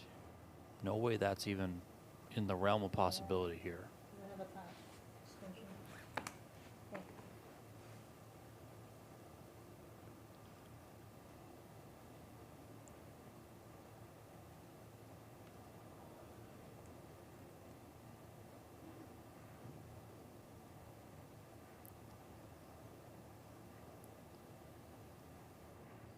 Druckman with a real big decision. And he's the pot. Oh! There we go. He raises the pot. It's enough to put Kempton all in. And he is not going to like this. There it is. A quick swing. And those cards hit the muck.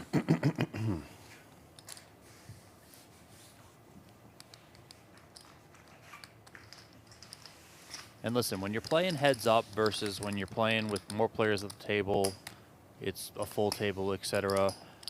Probably a little bit more concerned about a hand like a 5-6 there versus when you're just heads up, the ranges can be wider. You have to be able to push your edges a little bit more, willing to take maybe a little bit more of a marginal spot than you would normally. And, you know, backed up by the nut flush draw as well. Druckman decides to go for it. Love to see it there. Kempton just can't continue whatsoever. And also, listen, by jamming there and taking that approach, Druckman doesn't allow himself to possibly get bluffed on the river.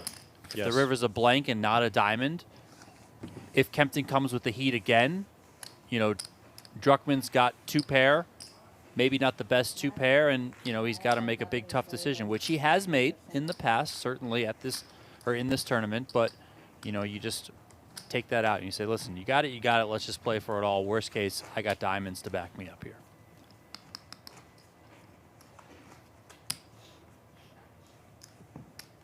So right when we thought Kempton was, you know, perhaps starting a bit of a comeback, Got back up to 5.5 million, now back to 3.3, and that's only 16 bigs in this level.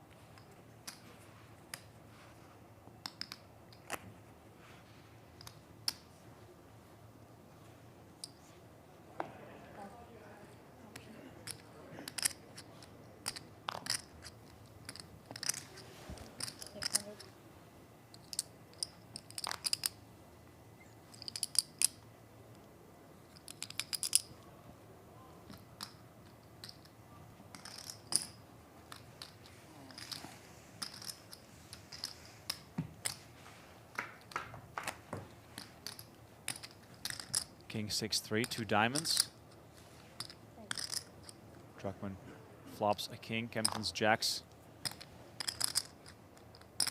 No good, and he made a 600K pre, so he's got another big chunk of his chips in the middle. Druckman doesn't even have that good of a hand, but he's got the cut shot to the straight, and he paired his king.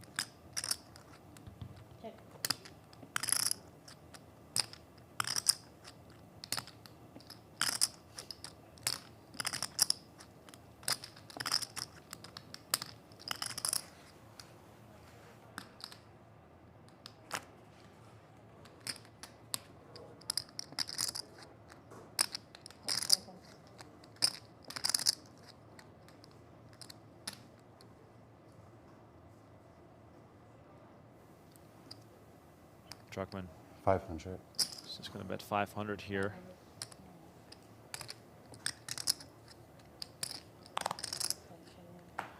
And Kempton again forced to fold, and this is exactly what Druckman is looking for, keeping him on the short stack before that inevitable all-in clash.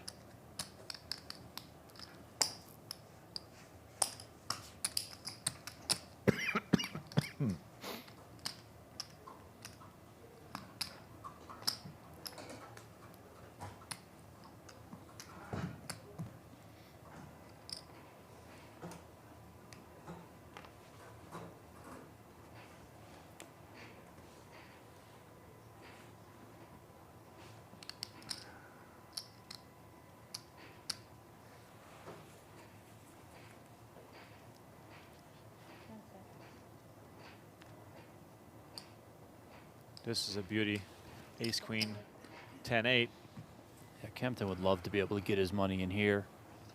And I think that's sort of the problem with heads-up PLO when you're short, is that your opponent is much more incentivized to flat your raises than to give you an opportunity to gamble, so to say, by getting it all in pre.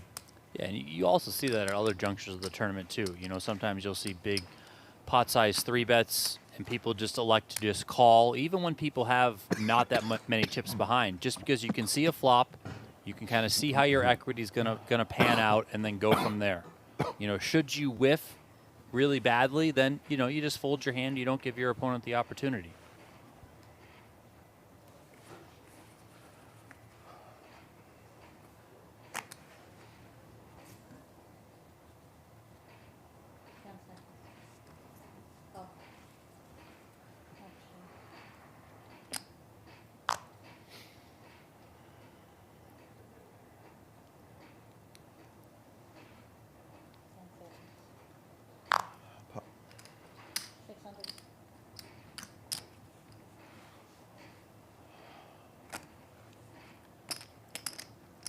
This might be one of those exact situations here where Druckman comes with a limp here. Probably good enough here to just limp call, play in position. Call. Call.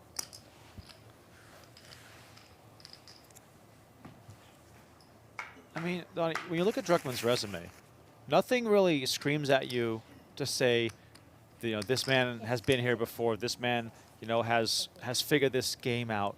But when you watch him play, all I see is someone who's just completely comfortable in the spot, comfortable in the moment, and seems to just play like he's been here 100 times.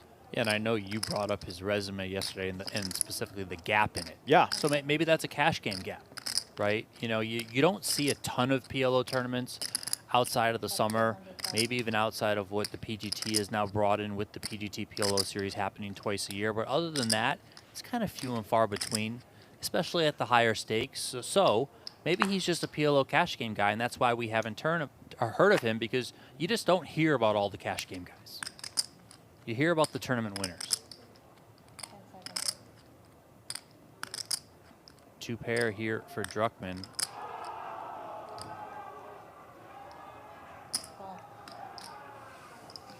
Makes the call. Someone must have hit a bad beat jackpot. I believe that was probably the end of the Duke Yukon game. That was absolutely outrageous. Holy blunder by the Duke Blue Devils. Go Sports. Kempton, ace jack on ace king 4-5. Druckman has kings and 5s. Druckman just always seems to have at least 2 pair.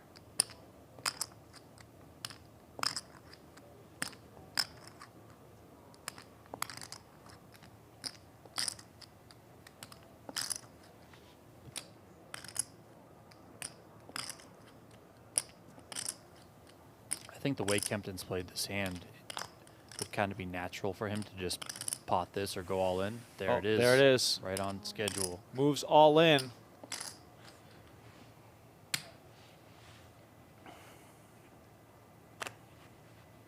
I get a count?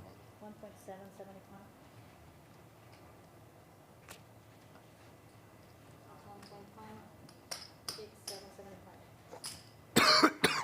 And how much is in the middle? 2.2.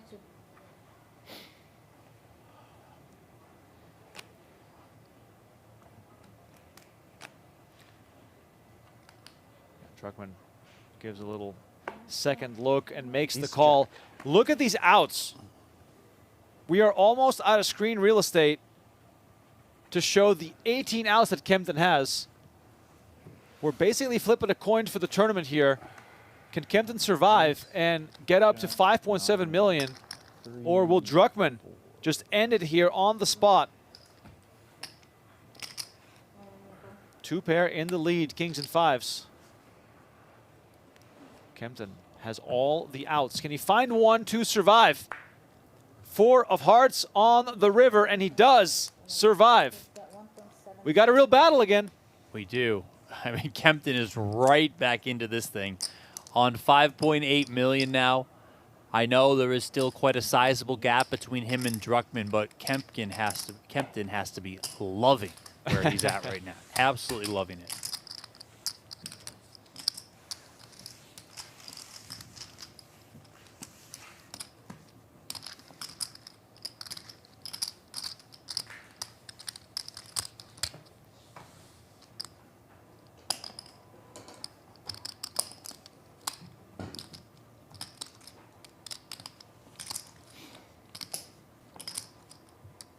All right, so we're sort of back to square one, or back to square two, because Kempton was already up to 5.5, then got back down to 2.2, and now he's again on 5.7.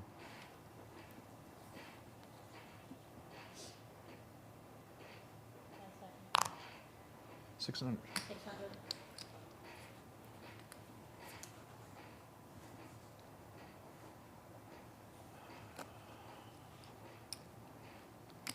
600K with the double suited queen 10. Druckman with a bad hand, but still, as you can see, 50-50 on the equities.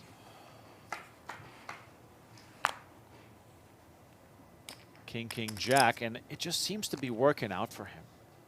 Flops, trips with the mediocre hand.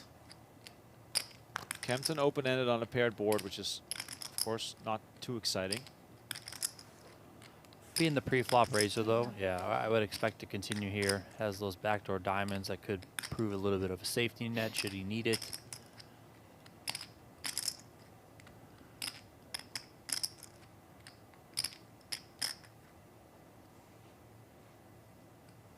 Here comes the raise.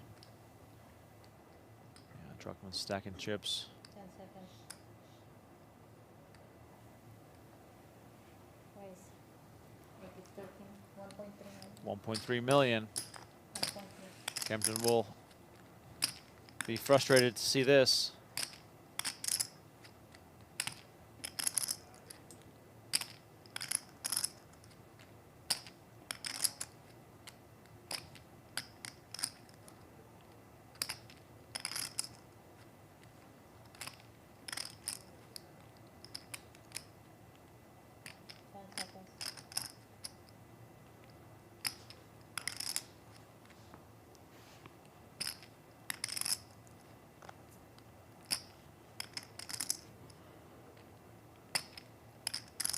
Kempton here just probably can't. He can't take the risk that Druckman doesn't have a king, right? His hand is just too weak for that.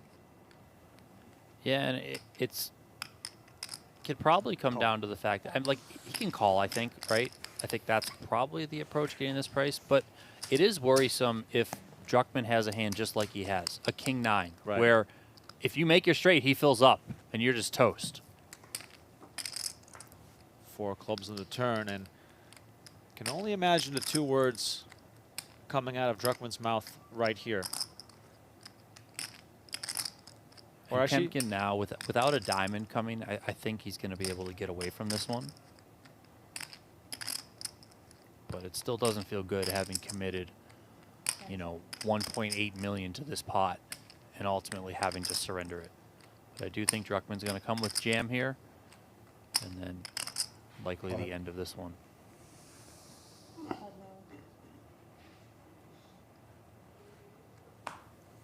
And there it is. Druckman fires away. Kempton lets it go, and he's back down below 4 million. Kempton just can't seem to push through.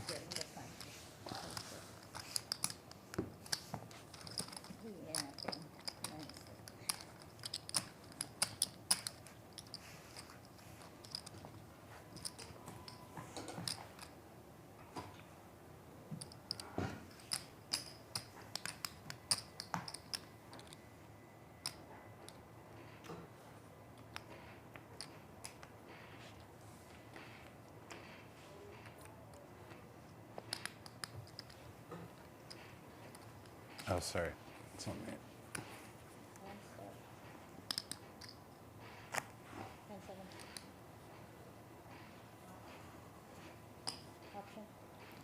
Druckman limps in.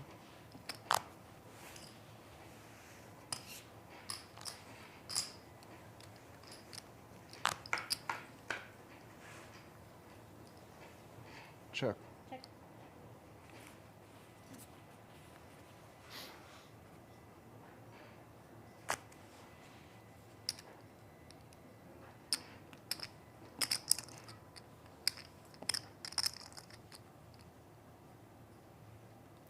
King 5-7, 2 diamonds. 450,000. 450, and this time the best equity for Kempton, but neither player with anything. Cool. Yep.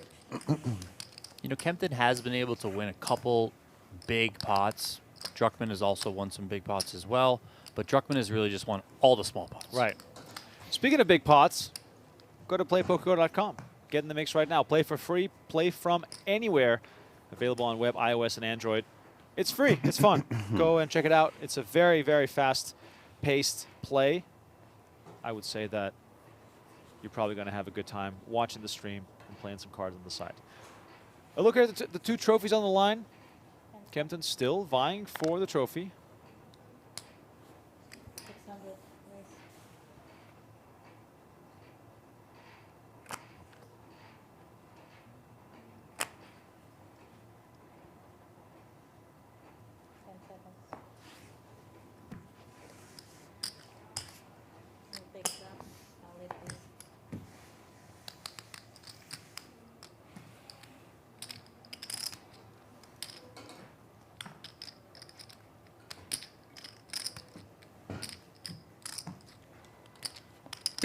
And the battle rages on with Jeremy Druckman in control of this final table. He's sort of been in control ever since the hero call succeeded versus Kempton. Yeah, and even a little bit before that, you know, it started building that, listen, this guy's here to play, certainly looks locked in. Every hand, it looked like he was just giving it 185%, never willing to really part with the chip. And then that big hand did come up. He made that enormous hero call against Isaac Kempton. And from there, it was just, it was game on. And, you know, we talked about it many times. It was very much setting up like it was going to be these 2 heads up. And while it has been those 2 stealing the headlines, up on top has been Druckman the entire time. Right.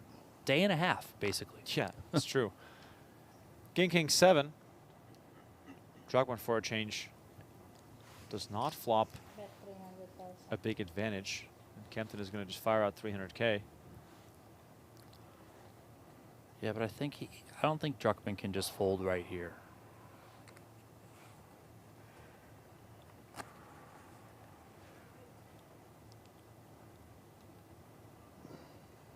think especially for this price, just have to call.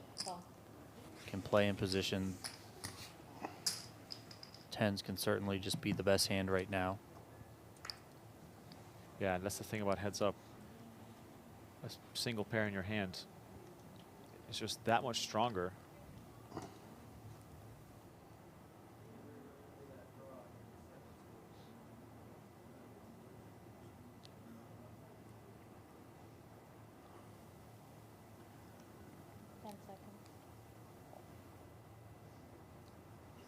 We've seen double barrels before from Kempton. He looks like he has another one in him.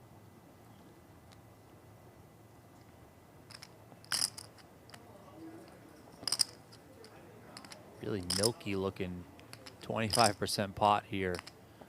When small on the flop, he's going small again here. See if Druckman can see through this one.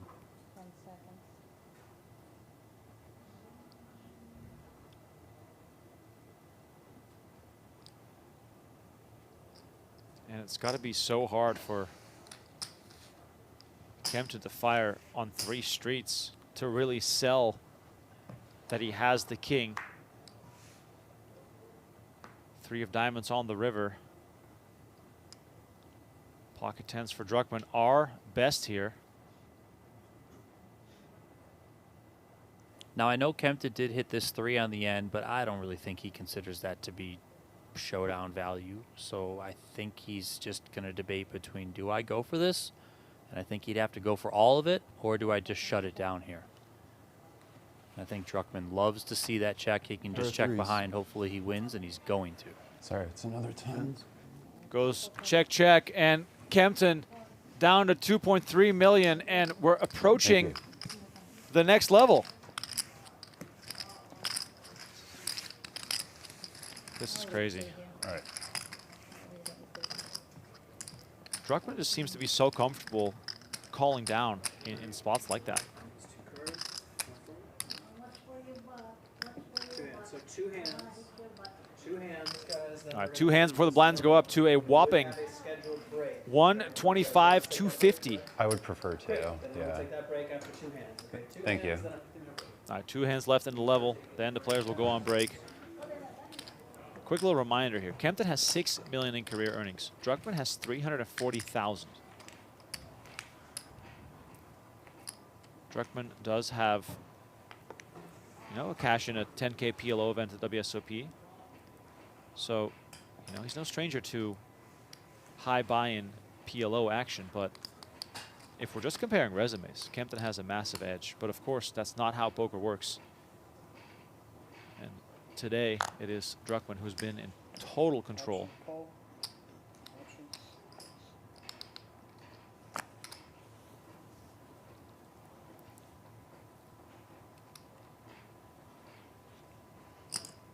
Raise 600,000. Druckman raises the 600. And look at this. Kempton is going to make the call only with 1.7 back. This is getting dicey. Kempton is hoping to flop something. Comes 6, 7, 8 with 2 spades. Kempton flopping top 2, but Druckman flopping a straight. This is an all-in waiting to happen, and Kempton is in trouble. Yeah, unfortunately for Kempton, I just don't think he has enough chips here to be able to navigate himself out of this one. Of course, he could still fill up, yes, but I do agree with you. I think the money goes in here. Kempton called the raise with the king 8-7 deuce to then flop to top 2. Now, obviously, there's a straight possibility out there. There's 2 spades. And Kempton is going to pot. Here we go. Pot. And just for good measure, Druckman raises all in over the top to get the money in. And Kempton with only 4 outs. He's a 7 or an 8 to fill up for a full house. If he doesn't, Jeremy Druckman will be our champion. 4.7 million in the middle. We've been through similar scenarios where Kempton had a chance to double up, but this is the worst shape he's been in as Druckman flopped a straight. Turn card is the king of spades. Spades no factor in this hand, but Kempton picks up another pair and another out. So now 5 outs going to the river. Druckman, hands to the face. Can he fade the 5 outs? He can, and it is all over. Isaac Kempton eliminated in second place, taking home $114,000, but our champion is Jeremy Druckman. Wire to wire at the final table, put on an impressive display on day 2 as well, and a more than deserving winner of the PGT PLO Championship event at Venetian Resort and Casino. He collects $180,000 for his win, the largest win of his poker career. Just want to tip my cap to him for such an impressive showing. For Donnie Peters, my name is Rem Karinkema. We'll see you again on the PGT for the US Poker Open, kicking off on April 10th. Got a whole bunch of streaming coming up for that series as well.